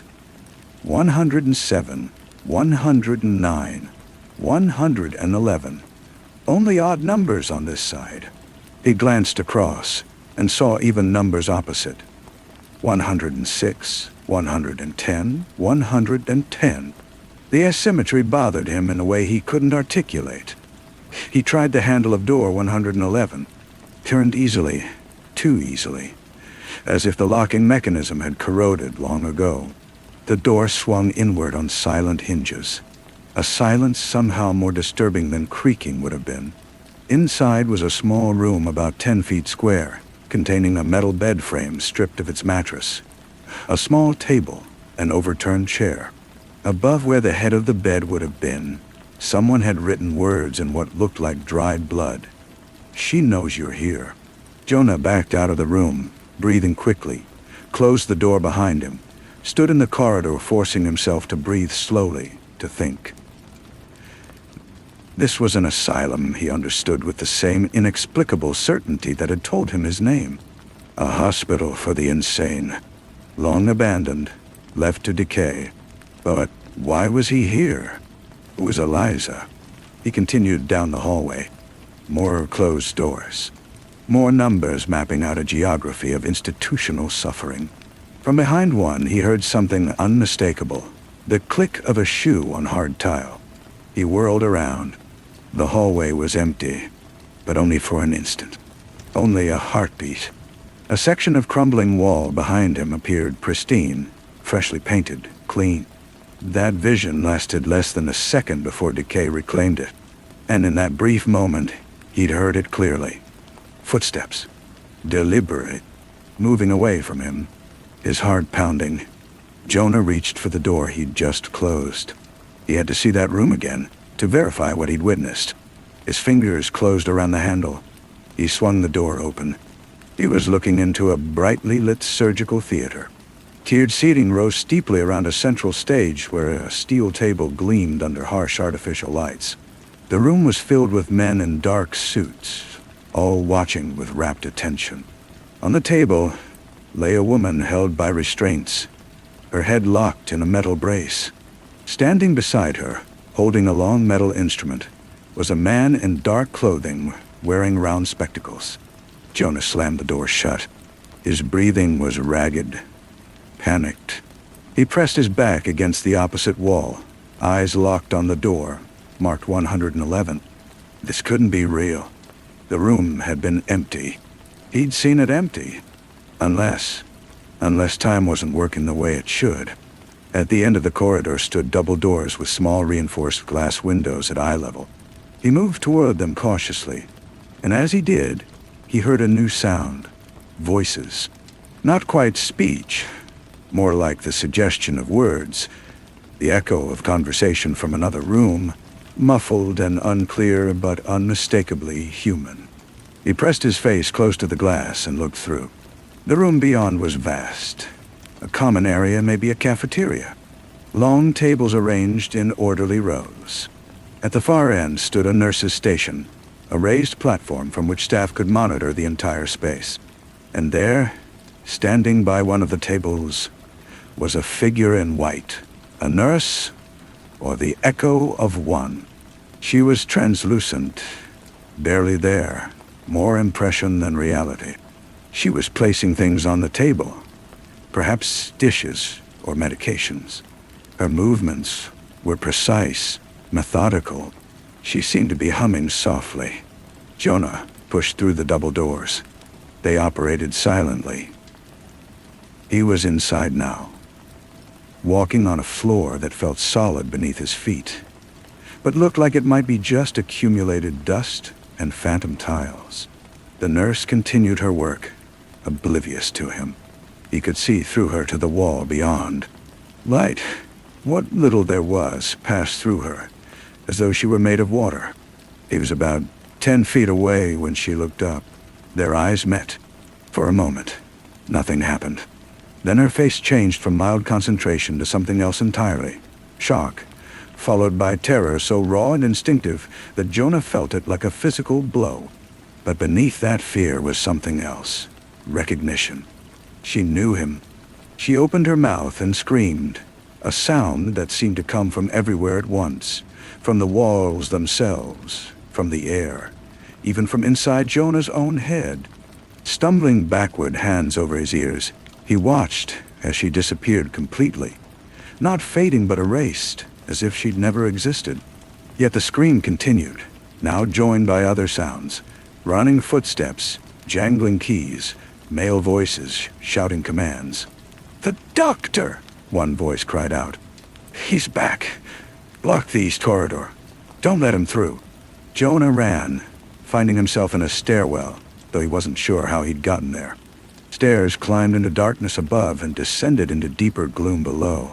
He chose down, taking steps 2 at a time, one hand on the banister which alternated between wood and metal, and once, briefly, something disturbingly like flesh, warm and faintly pulped. The sounds of pursuit grew louder behind him, men's voices, rough and authoritative. But were they chasing him? Or were they echoes from another time pursuing someone else? Or was there any difference? Jonah reached a landing and faced another corridor. This one was different from before. The walls were white tile. The floor was polished terrazzo, reflecting overhead lights that were, impossibly, still working. Everything was pristine, almost sterile. And there were people. Orderlies in white uniforms moved purposefully between rooms. Nurses reviewed clipboards. From behind closed doors came sounds, moans, sobs, occasional screams. This was the asylum as it had once been, Jonah realized. Not as it stood now, but as it might have been a century ago when it was operational. He stood at the boundary between 2 times. An orderly passed close enough to touch. A man carrying a tray with a syringe and several small glass vials. His face was stern, robotic. The look of someone who'd long stopped seeing patients as human beings. The man didn't acknowledge Jonah at all. Jonah stepped into the hallway. He understood he was a ghost in this place, unseen by them, without substance. He could move through their reality without leaving a trace. He walked down the corridor, passing rooms where the mad enacted their private agonies. In one room, a woman sat on her bed, rocking back and forth with metronomic precision. Her eyes were closed, her lips forming silent words. As Jonah passed, she stopped. The sudden cessation of movement was jarring. The woman's eyes stayed closed, but her head turned, tracking his passage by the door. Her lips kept moving, and now he could make out what she was saying. A whisper that shouldn't have been audible but somehow cut through all other sounds. "Harold," she whispered. "Harold. Harold. Harold." Jonah froze, ice forming in his veins. That wasn't his name. He was Jonah. But the certainty in her voice, the depth of knowledge it implied, made him keep walking. In the next room, a man stood facing a corner, muttering to the wall. As Jonah passed, the man's mutterings changed, grew more urgent, more desperate. "There he is. The doctor. The doctor walks. The doctor never stops walking." Jonah quickened his pace. From every room now he could hear it. Patients turning, whispering. Voices that shouldn't carry to him but did. A mounting chorus of accusation rising like a tide. "He did this to us. The doctor. Harold Calicut. He broke us across time. We're always dying. always being born, always in pain. Harold. Harold. Harold. Jonah broke into a run, but the hallway stretched endlessly before him. The whispers followed, growing in volume and insistence, until mercifully, reality wavered. The lights overhead flickered, dimming, brightening, dimming again, and the pristine white walls began to pulse and writhe. For an instant, Jonah glimpsed through them to the rot beneath. The orderlies and nurses turned translucent, ghosts of ghosts, before vanishing complete. Darkness reclaimed everything. Silence returned, except for the distant dripping of water and Jonah's own harsh breathing, and the faint echoes that reverberated through the structure like distorted recordings played at wrong speeds. Harold. He's here? The doctor walks. Pressing his hands over his ears did nothing. They seemed to come from inside his own mind. So he fled deeper into the asylum while the building itself seemed attuned to his terror, responding with corridors that twisted around him in defiance of logic. Stairs that led back to floors already traversed, finding himself repeatedly entering the same room through different doorways, suggesting the architecture wasn't fixed but fluid, governed by internal rules beyond comprehension. Sometimes the structure matched his initial discovery. Decay, abandonment, quiet, save for water drips and foundation creaks and terrible whispers. Other times, abrupt shifts plunged him back into operational hospitals from indeterminate past eras. He learned to recognize the approaching transition, a copper taste on his tongue, pressure behind his eyes, sounds turning slightly hollow, underwater quality. But this awareness offered no preparation. In one corridor, a series of photographs hung on the wall. Formal portraits of staff, typical institutional records from the early 20th century. Doctors and nurses lined up in stiff rows, faces uniformly solemn, dressed in crisp whites and dark suits of their professions. But every picture showed the same face.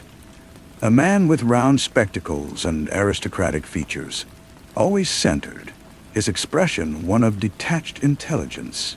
He appeared across decades, 1910, 1928, 1947, 1963. Identical, unaged, unchanged.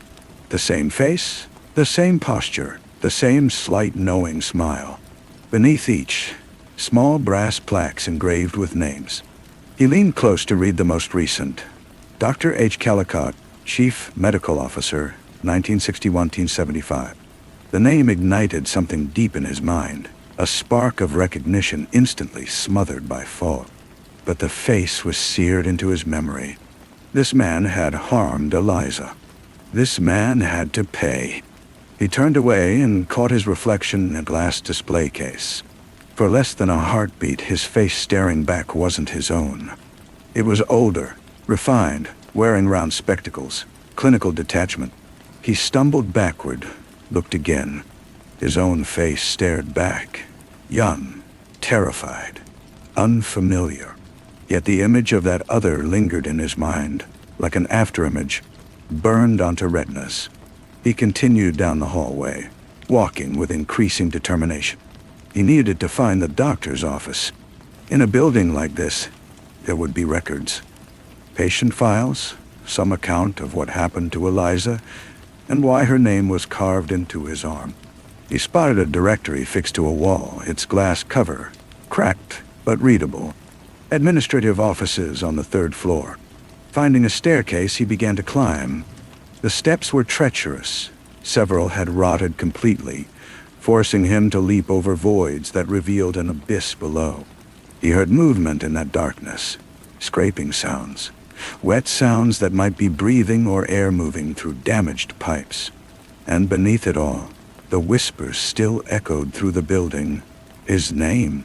No, not his name, but the one they called him. Harold. Harold. The doctor walks. Harold. The 3rd floor was different from those below. Decay here was less severe, or perhaps more strange. Wallpaper, absent on lower floors, showed an intricate pattern of interlocking circles that seemed to rotate slowly when looked at directly. The floor was carpeted, though it was sodden and made squelching sounds under his feet. The air carried scents of mold, and something sweet and cloying, like flowers kept too long in water. Doors lined the passage, each bearing a small brass plaque. As he walked, the hallway began doing something impossible. A section of wall ahead would suddenly turn pristine, fresh paint gleaming, and he would hear footsteps, sharp and distinct, the confident stride of someone at home. Then decay would reclaim it, and the footsteps would fade, only to emerge from another section of wall, another temporal slice. The building was fragmenting around him, past and present bleeding together like watercolors on wet canvas. At the corridor's end stood a door larger than the rest. Its plaque read simply, Chief Medical Officer. Jonah tried the handle. Locked. He leaned his shoulder into the door and pushed. The wood was spongy from decay in his time, unyielding and firm in another. For a disorienting moment, the door was both states at once. Then something gave, and it opened inward. The room inside was perfect. While everything else in the asylum had surrendered to decay, this space seemed preserved from time. Dark wood paneling covered the walls. Floor-to-ceiling shelves lined two sides, packed with leather-bound books. A massive desk commanded the center of the room, its surface bare except for an open journal and a fountain pen resting beside it. Beyond the desk, a window overlooked grounds that should have been overgrown and wild, but were instead manicured lawns and geometrically precise garden beds. Jonah approached the desk cautiously. The journal lay open to a recent entry. The ink was still wet. He could smell it. The handwriting was precise, almost mechanical. Subject E continues to decline despite interventions. Temporal displacement shows increasing frequency. The fragments of consciousness are beginning to recognize each other across different times. May need to accelerate the procedure. Subject E, Eliza daughter. Jonah turned back through the pages. The journal was packed with clinical observations, data, records of procedures and outcomes. But woven through the medical terminology was another thread, almost philosophical musings on time, memory, and identity. The self is not fixed, but fluid, a constant becoming. Memory is the story we tell to create the illusion of continuity. But if that continuity could be interrupted, if identity could be fractured across multiple time periods, would consciousness persist? Would selfhood remain intact? Would responsibility? The entries spanned years, generations. The handwriting never changed. The dates became impossible. 1967, 1943, 1921, 1899. The journal shouldn't hold this many pages. It shouldn't contain such vast history. While reading, Jonah felt a presence behind him. Not quite a sound, more a pressure, a shift in the air, the sensation of being watched. He turned slowly. Dr. Calicut stood just inside the door, his hand still on the knob. He looked exactly as he had in the photographs. The same dark suit, round glasses, the same look of detached interest. But now there was something else in his expression, perhaps amusement. "You always reach this point," the doctor said. His voice was calm, cultured, with a slight trace of mockery. "Every time you walk the shifting halls, hear the whispers, see the signs, you always end up here in my office with that same look of moral outrage." Jonah's hand had drifted to a letter opener on the desk. He gripped it tightly, holding it like a blade. "Where is she?" His voice was rough, unpracticed. "Where is Eliza?" The doctor closed the door gently with a soft click. "Still asking the wrong questions, I see. But I suppose that's intentional. The system requires you to ask. It compels you to ask. Without the search, you would have nothing. You'd be forced to face reality immediately, and that would defeat the purpose. You hurt her, Jonah said, circling the desk. The letter knife extended before him. I saw you in the surgical theater. You experimented on her. I did, the doctor interrupted, turning from the door. Though hurt might not be the most accurate word. I broke her apart. I scattered her consciousness across multiple temporal instances. I made her exist in every moment of her life simultaneously. Her birth, her schooling, her treatment, her death, all happening at once, over and over, eternal. The casual tone, the complete absence of remorse, it filled Jonah with a rage so intense it threatened to consume him. You're a monster, am I?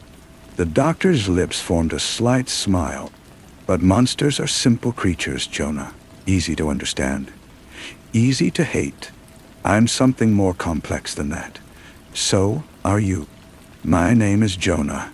Yes, I know. You always say the same things.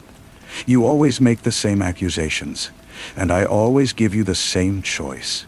The probabilities aren't in your favor. You've chosen the same way 473 times so far. But maybe this will be the cycle where you finally accept reality. What do you mean?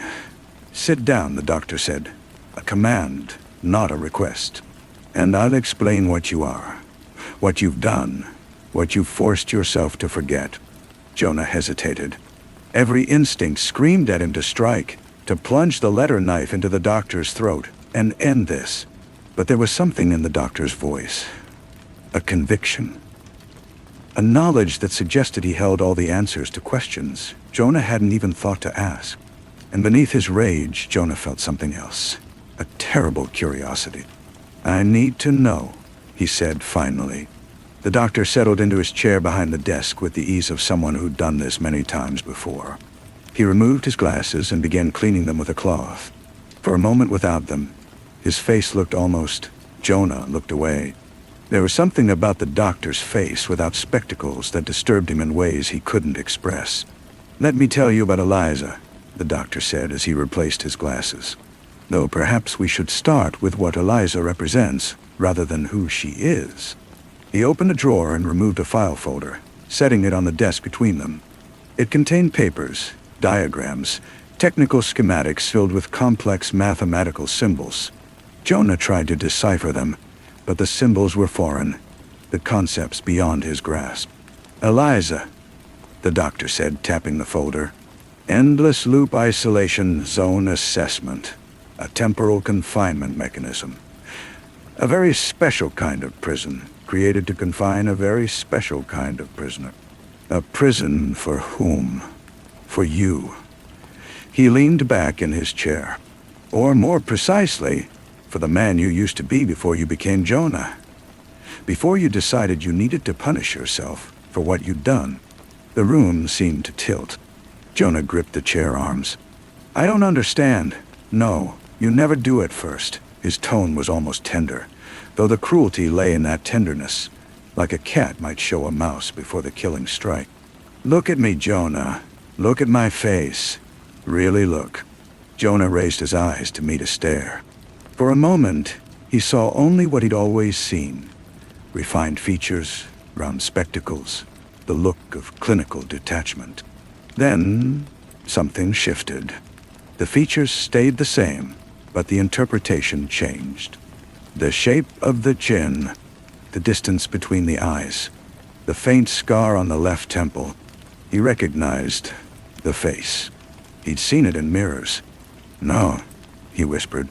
It's impossible, is it? The doctor stood and walked to a small mirror mounted on the wall. He positioned himself beside it. Come here. Stand next to me. Let me show you something. Jonah didn't want to move, didn't want to look, but his body disobeyed, lifting him from the chair, carrying him across the room until he stood beside the doctor, both of them facing the mirror. The reflection showed two men, but the longer he stared, the more the differences began to fade. One was older, certainly, more polished and bearing, but the basic architecture The facial skeleton, the arrangement of eyes, the curve of lips were identical. "Your name isn't Jonah," the doctor whispered. "You're Dr. Harold Callicott. You were once a brilliant researcher, a pioneer in temporal dynamics. You developed a theory that consciousness could be distributed across multiple time periods, allowing a person to exist in several realities simultaneously. To test this theory, you built a device. Now fragments of memory were surfacing like light seeping through cracks in a wall. A laboratory, equipment humming with restrained power. A woman on a table, sensors attached to her head, her eyes full of dread. You needed test subjects," the doctor continued. "And you had an entire institution full of them. People who wouldn't be missed, whose suffering could be dismissed as madness. You experimented on them. Dozens of them. Hundreds. You scattered their minds across time periods, trapped them in endless loops of their worst moments." "No," Jonas said, but the word lacked conviction. The memories were coming faster now, overwhelming his denials. "Eliza was one of your test subjects," the doctor stated. "Case E147. A young woman institutionalized for depression following the death of her child. You chose her because of her youth, her relatively sound mind, and because you believed the results would be clear. You strapped her down. You inserted your instruments. You activated the device." Jonah could see it now, could feel it. The weight of the instrument in his hands, the resistance as it pierced tissue, the sound she made. Not quite a scream. More like the whine of an animal that has given up all hope.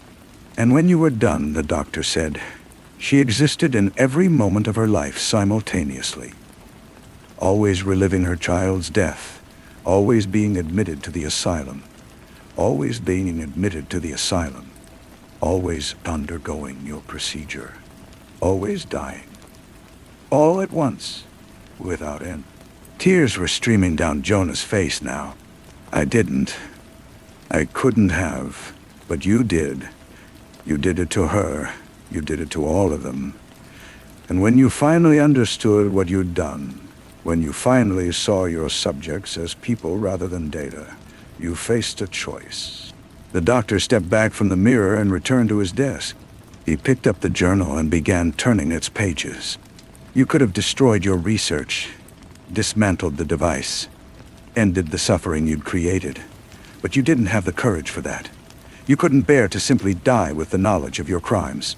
You needed something more elaborate, more fitting." He set the journal down, open to a page covered in intricate diagrams and formulas. "So you turned the device on yourself. You configured it to scatter your consciousness, to trap you in a temporal loop of your own making. You would become Jonah, innocent, heroic, trying to save or avenge the woman whose name you carved into your own flesh as a clue. And I would be Dr. Callicott, the villain, the monster, the man you could righteously hate." The doctor leaned forward and his smile was terrible. "You made yourself forget what you'd done. You gave yourself a mission, and you set the loop to reset every time you killed me. Every time you plunge that letter knife into my neck, or throw me from the window, or strangle me with your bare hands.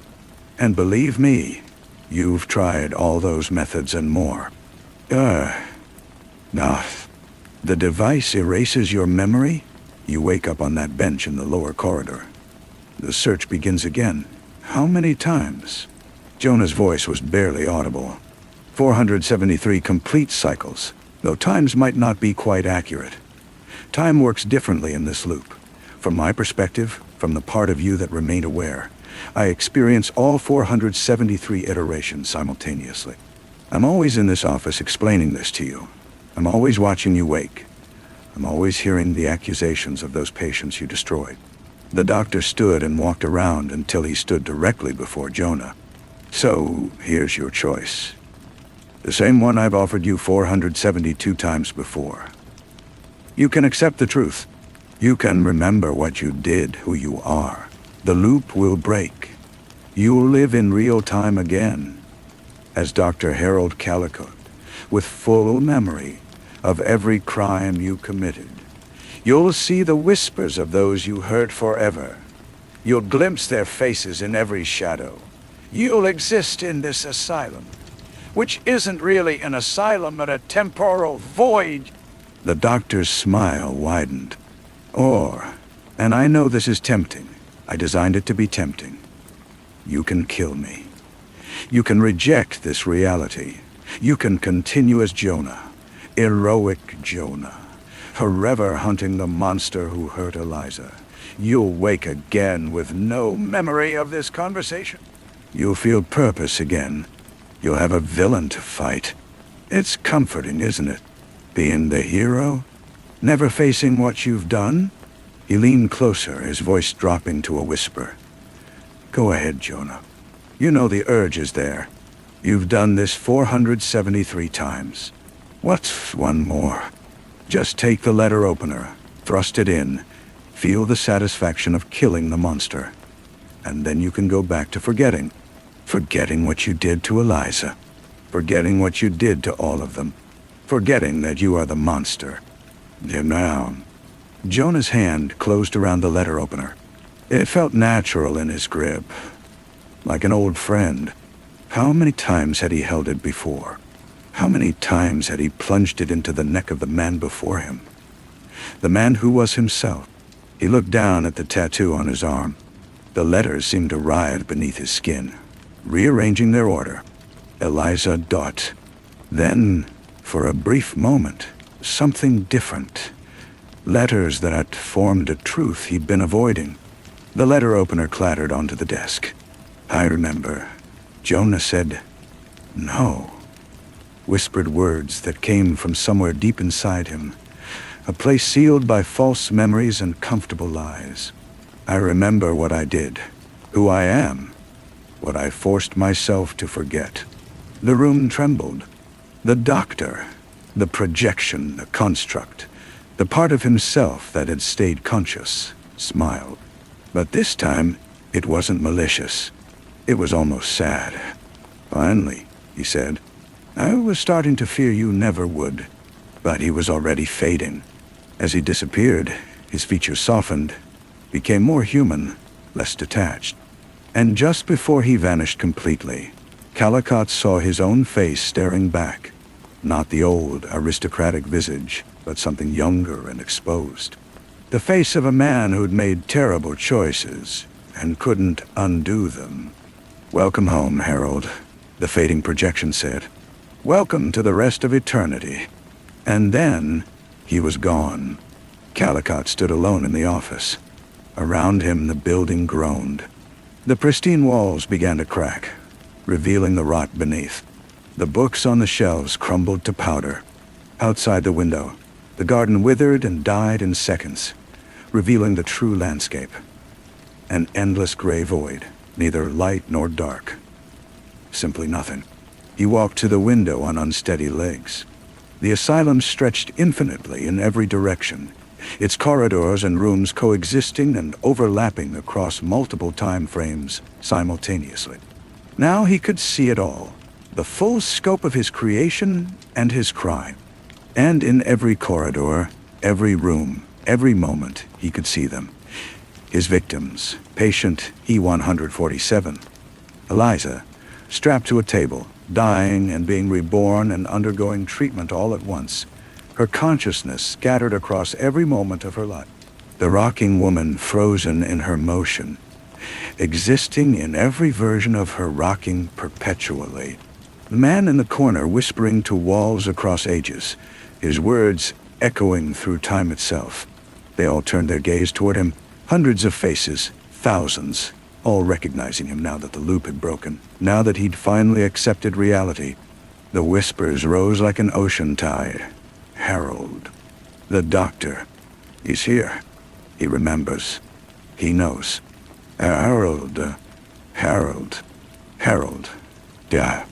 Calicut turned from the window. He would hear those whispers for all eternity. They would never stop.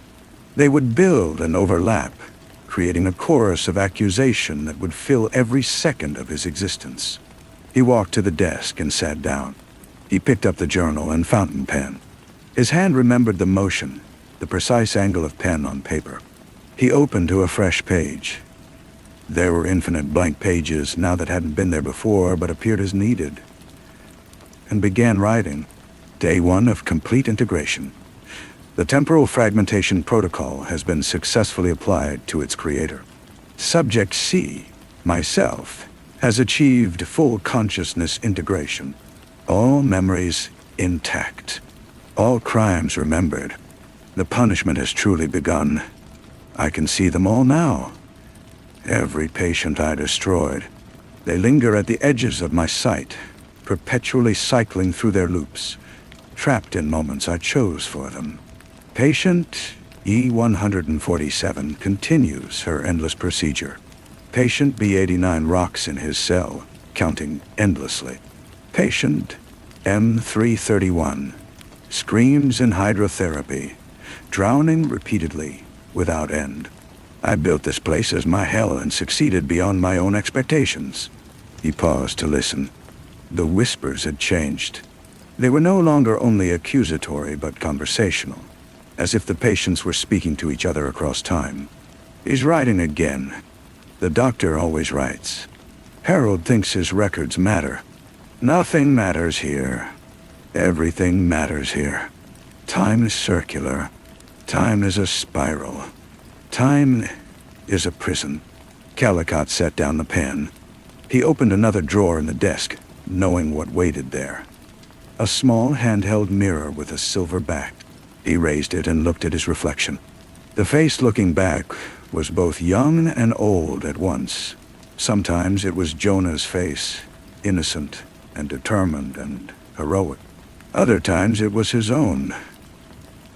Dr. Harold Calicut's face, weathered by guilt, sharpened by cruelty, scarred by what he'd wrought. The two faces alternated rapidly, merging and overlapping, occupying the same space just as his victims occupied every moment of their existence at once. He was fractured now, too. Jonah remained a part of him somewhere, would always remain.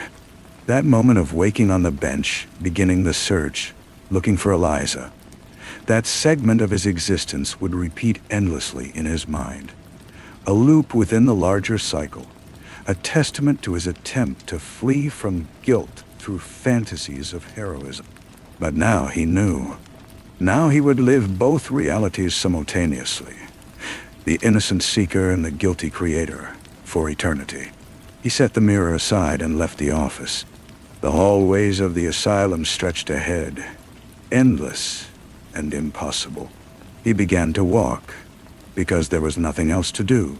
Walking was his penance. Watching was his punishment. As he moved through the building, the transitions happened constantly. One moment, a hallway would be decayed for 3 steps, then pristine and bustling for 2 more. Then, in an intermediate state for another 5. He existed in every version of the asylum at once. The operational hospital of 1910, the deteriorating facility of 1963, the abandoned ruin of 2015, and the temporal anomaly that contained them all. He passed an open doorway and glanced inside. Room 111. The writing on the wall had changed. Or perhaps it had always said this, and he'd only just read it correctly. You know you're here. Not she knows. You know. He'd written it himself in another version, another cycle, a message from one part of himself to another, though he could no longer remember which was which. He kept walking. He passed the common area where the nurse had screamed. She was there now, solid and real, placing dishes on a table. She looked up as he approached, and their eyes met again. But this time, she didn't scream. This time, she just looked at him with an expression of profound sadness. "You're staying this time," she said. It was a statement, not a question. "Yes," Calicut replied. "Good," she said, and returned to her work. He noticed her hands trembled slightly. Someone should stay. Someone should watch. Someone should remember.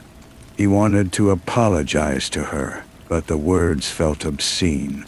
What could sorry mean in a place like this? What could sorry accomplish for those he'd fractured across time itself? He moved on. In the stairwell, he encountered a man climbing as he descended. The man wore clothing from 1947, a gray suit, a narrow tie. His face was gaunt, haunted. As they passed each other, the man spoke without making eye contact. "Are you going up or down, Doctor?" "Both," Calicut answered. "Always both." The man nodded as if this made perfect sense and continued climbing. Calicut understood that this man would climb those stairs forever, never reaching the top or the bottom, trapped in eternal limbo that Calicut had designed for him. On the second floor, Calicut found the hallway with the photographs. The pictures on the wall had changed. Now they showed not just doctors and nurses, but patients too. Row after row of faces, all looking directly at the camera, with expressions ranging from fear to resignation to a kind of empty acceptance. And in the center of every picture was his own face. Sometimes as a doctor, sometimes as a patient, sometimes as both. Below the photographs, brass plaques bore new inscriptions, in memory of those who cannot die, in honor of those who cannot forget, in recognition of the man who made it so. He found the room where he'd performed Eliza's procedure. The door stood open.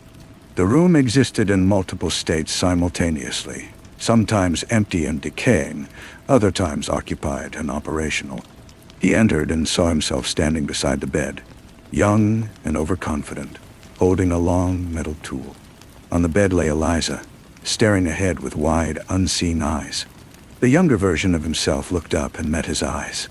"You're me," young Calicut said. "Yes," Calicut replied. "I exist across all moments now, like they do." Young Calicut looked down at Eliza, then back at his future self. "Does it work? The experiment?" "It works perfectly," Calicut answered. "It works exactly as intended, and destroys them exactly as you fear it might. But what we learn is worthless. The papers we'll publish, the recognition we'll receive, the advancement of science, all meaningless compared to what we've done to these people." Young Calicut's grip tightened on his instrument. For a moment, older Calicut thought he might stop, might set down his tool, walk away, change everything. But he knew better. This wasn't really the past. It was just another echo, another fragment. The past was unchangeable, the deed already done. This was just memory replaying endlessly. The younger version refocused on Eliza and continued with the procedure. Calicut watched. He would watch forever now. When it was finished, the younger version left the room, passing through older Calicut as though he weren't there. Perhaps he wasn't. Perhaps Calicut had become the ghost while his former self was the tangible reality. He stood beside Eliza's bed and looked down at her. Her breathing was shallow, her chest rising and falling. Her eyes were open but vacant. And as he watched, something impossible happened. She blinked. Then she slowly turned her head until her eyes met his directly. "You stayed at last," she said. Her voice was distant, echoing as if from multiple time periods at once. "All those times before you ran, you let yourself forget. But this time, you remained." "I'm sorry," Calicut said. The words felt inadequate, offensive, but they were all he had. "Apologies had no place here," Eliza said. Her mouth didn't move as she spoke. The words seemed to radiate from her essence rather than be articulated by her lips. "Only time exists here. Fractured time. Splintered time. Time that devours its own tail. I understand. Do you?" She sat up, even as her body remained strapped to the bed. Both states existed, lying down and sitting up, restrained and free.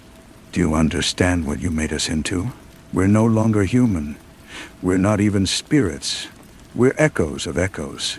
We exist in every moment and therefore in none. We're always dying and therefore cannot die. I know, Calicut said again. I had become the same now. I built myself into the same condition. No. Eliza's voice grew sharper. You're not the same. You chose this. You designed your own prison. We had no choice. We were strapped to tables, at your mercy, which you had none of. She was right. Even his punishment was a form of control, a way to orchestrate his own suffering, whereas his victims had been granted no such privilege. What do you want from me? He asked. Nothing, Eliza answered. There's nothing you can give us now. Nothing you can do. The device operates. The loop continues without end. We exist in our infinity, and you in yours. That's all there is. Then why speak to me? Because now I can. Because the loop broke when you accepted reality. Because we're all aware of each other now. All the fragments, all the echoes. We see each other across time. We speak, though speech changes nothing. She lay back down, and for a moment she was just a patient again, unresponsive, destroyed. Then she was sitting up once more, both states overlapping. You'll walk these corridors forever, Doctor. You'll encounter us in every room. You'll hear our whispers in every hallway. And you'll remember what you did to each of us. Every procedure, every scream, every moment of torment you inflicted. That is your eternity. That is your eternity. Yes, Calicut said, Eliza's eyes, from every version of herself across all moments, locked onto him with almost physical intensity. Good, she said before disappearing, or rather returning to her cycle, the endless procedure. But Calicut understood now that she was always aware, always conscious, even when appearing comatose. The scattered fragments of her consciousness across time were communicating with each other, experiencing their shared fragmentation firsthand. He hadn't just destroyed her. He'd made her an eternal witness to her own destruction, repeated endlessly without reprieve. He left the room and continued his journey through an asylum that stretched infinitely in all directions. Levels he'd never visited, wings he'd never explored. Rooms nested within rooms, where architecture defied logic. But impossibility held no power here. In this realm built from fractured time and shattered consciousness, where geometry had no authority. He found a room filled with children he'd also experimented on. He remembered now. Young patients admitted for behavioral problems or learning difficulties, or simply because their families couldn't cope with them. He considered them perfect subjects because their still developing brains were more malleable, more likely to yield interesting data when fractured. They stood in rows, all staring at him. Some in the elaborate ruffs and doublets of Tudor courtwear, others in the subdued elegance of Georgian fashion, still more in the somber black mourning clothes favored by Victorian households. A few wore clothes Alice recognized from more recent times, the plain dresses and practical shoes of the 1940s, the casual fashions of the 1960s and 70s, all existing simultaneously. They greeted him in unison. Hello, Doctor. Their voices blended across decades, creating a sound both beautiful and dreadful. Calicut stood speechless, frozen in the doorway under the weight of what he'd done to them. Don't worry, they assured him. We don't hate you. We can't hate you. You took that from us too, along with everything else. Hate, love, fear, joy. You scattered them all across time, leaving us just existing. Forever young. Forever undergoing treatment. Forever broke. Then one among them, a little girl existing simultaneously at ages 6, 8, and 10, stepped forward and took his hand in hers. Her touch was both cold and warm, solid, yet ethereal. You must see all of us, she told him. That is the rule. That is your punishment. You must walk every room, witness every moment, remember every face. This is what you created for yourself. I know, Calicut whispered. Then walk, the child commanded. Walk without end. That is our way. She released his hand and rejoined the line with the others. They were all moving now, he realized, shifting from era to era, moment to moment, cycling through their loops while remaining stationary. A dance of fractured time, choreographed by his own cruelty. He continued forward. Days passed, though the concept of day held no meaning here, or perhaps years or centuries.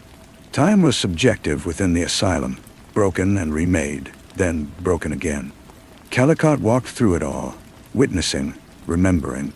He found the laboratories where he'd built his devices. The equipment still hummed with power, though its energy source should have been exhausted long ago. But this was a temporal bubble, sustained by its own internal logic, existing outside the normal chain of cause and effect. It would operate until entropy itself ceased, until the universe cooled to absolute zero, and perhaps even beyond.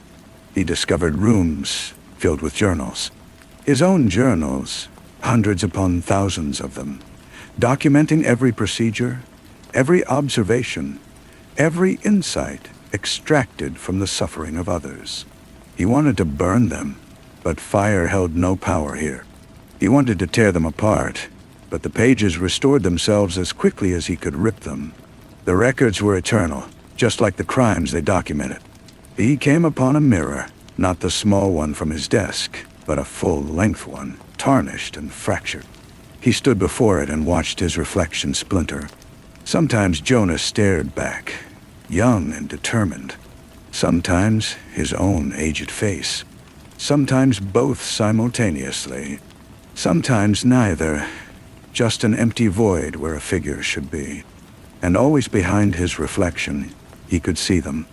The patients, the victims, watching him, expecting nothing because there was nothing left to expect, just existing eternally in the prison he'd created.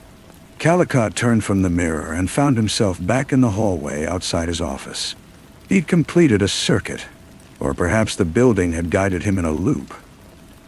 Or maybe he'd never left at all. Space and time and causality had no stable meaning here. He entered the office and sat at the desk. The journal lay open to where he'd written before. He picked up the pen. I understand now that this is insufficient punishment. I designed this prison to be eternal, but eternity proves too lenient. It becomes routine. The mind adapts. Even terror, endured long enough, becomes ordinary. But I grasp another truth now. The patients, the victims, they don't adapt. They live each moment as though encountering it for the first time. Fragmentation prevents habituation. Every second of agony remains as vivid and terrible as its inception. I designed it that way, believing it would yield superior data. So perhaps as I exist here, as I walk these corridors, I'll come to perceive it as they do. Perhaps my consciousness will fragment further into smaller pieces until I too experience each moment anew, each horror freshly felt. Perhaps that is true eternity, not learning endurance, but never learning anything at all. Forever carrying full awareness of my crimes, forever and ever without growing numb or finding comfort. That would be appropriate justice. He set down the pen and looked at his arm. The tattoo had changed again, now showing not just Eliza, but an entire list of names. Patient E147, Patient B89, Patient M331. Names spiraling up his arm, over his shoulder, down across his chest. Every victim inscribed on his flesh, marked in indelible ink alongside scar tissue. Memory and guilt made tangible. From somewhere in the walls came footsteps, slow, deliberate, drawing closer. Rising, he moved toward the door. Jonah was approaching down the hall, young, determined, spotting Calicut. his face contorting with fury. "There you are," Jonah declared, gripping the letter opener. "I've been searching for you." "I know," Callicott replied. Jonah lunged forward. Callicott offered no resistance. The blade pierced his chest. He felt a sharp pain, the warmth of blood spreading, consciousness dimming. But death eluded him. Immortality prevailed. This was just another fragment, another echo. The loop had broken, but the pieces remained, playing out in corners of the asylum, in pockets of fractured time.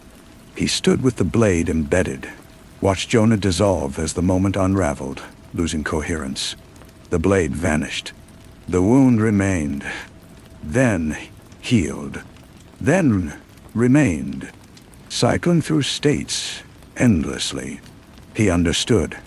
Fragments of Jonah would persist, hunting, finding, killing, and he would persist, not dying, persisting, walking, witnessing, all conditions coexisting, all moments occurring simultaneously, forever.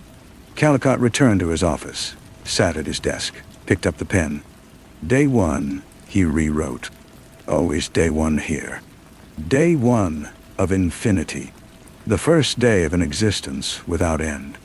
The beginning of a sentence that would persist without conclusion, transformation, or the mercy of oblivion or numbness. In the corridors around him, whispers rose and fell like breathing. Harold, the doctor. He walks. He remembers. He stays. Harold, Harold, Harold, forever and beyond. He set aside the pen and stood. There were more rooms to enter, more victims to witness, more moments to endure. The landscape of memory was infinite, and he intended to walk every part of it. Callicott left the office into the corridor. His asylum stretched ahead, behind, above, below, in directions without names and orientations without meaning. He began to walk. His walking would be eternal. And from somewhere within the building, Eliza cried out, and would continue crying out, endlessly. That cry would echo through every second of his existence, a sound that served as accusation, truth, and the price of knowledge gained through inflicted pain. This was his eternity. This was his home. This was the landscape of memory, charted in guilt and drawn in blood, marked with the names of those he'd destroyed. And Dr. Harold Callicott walked its corridors, and walked them, forever.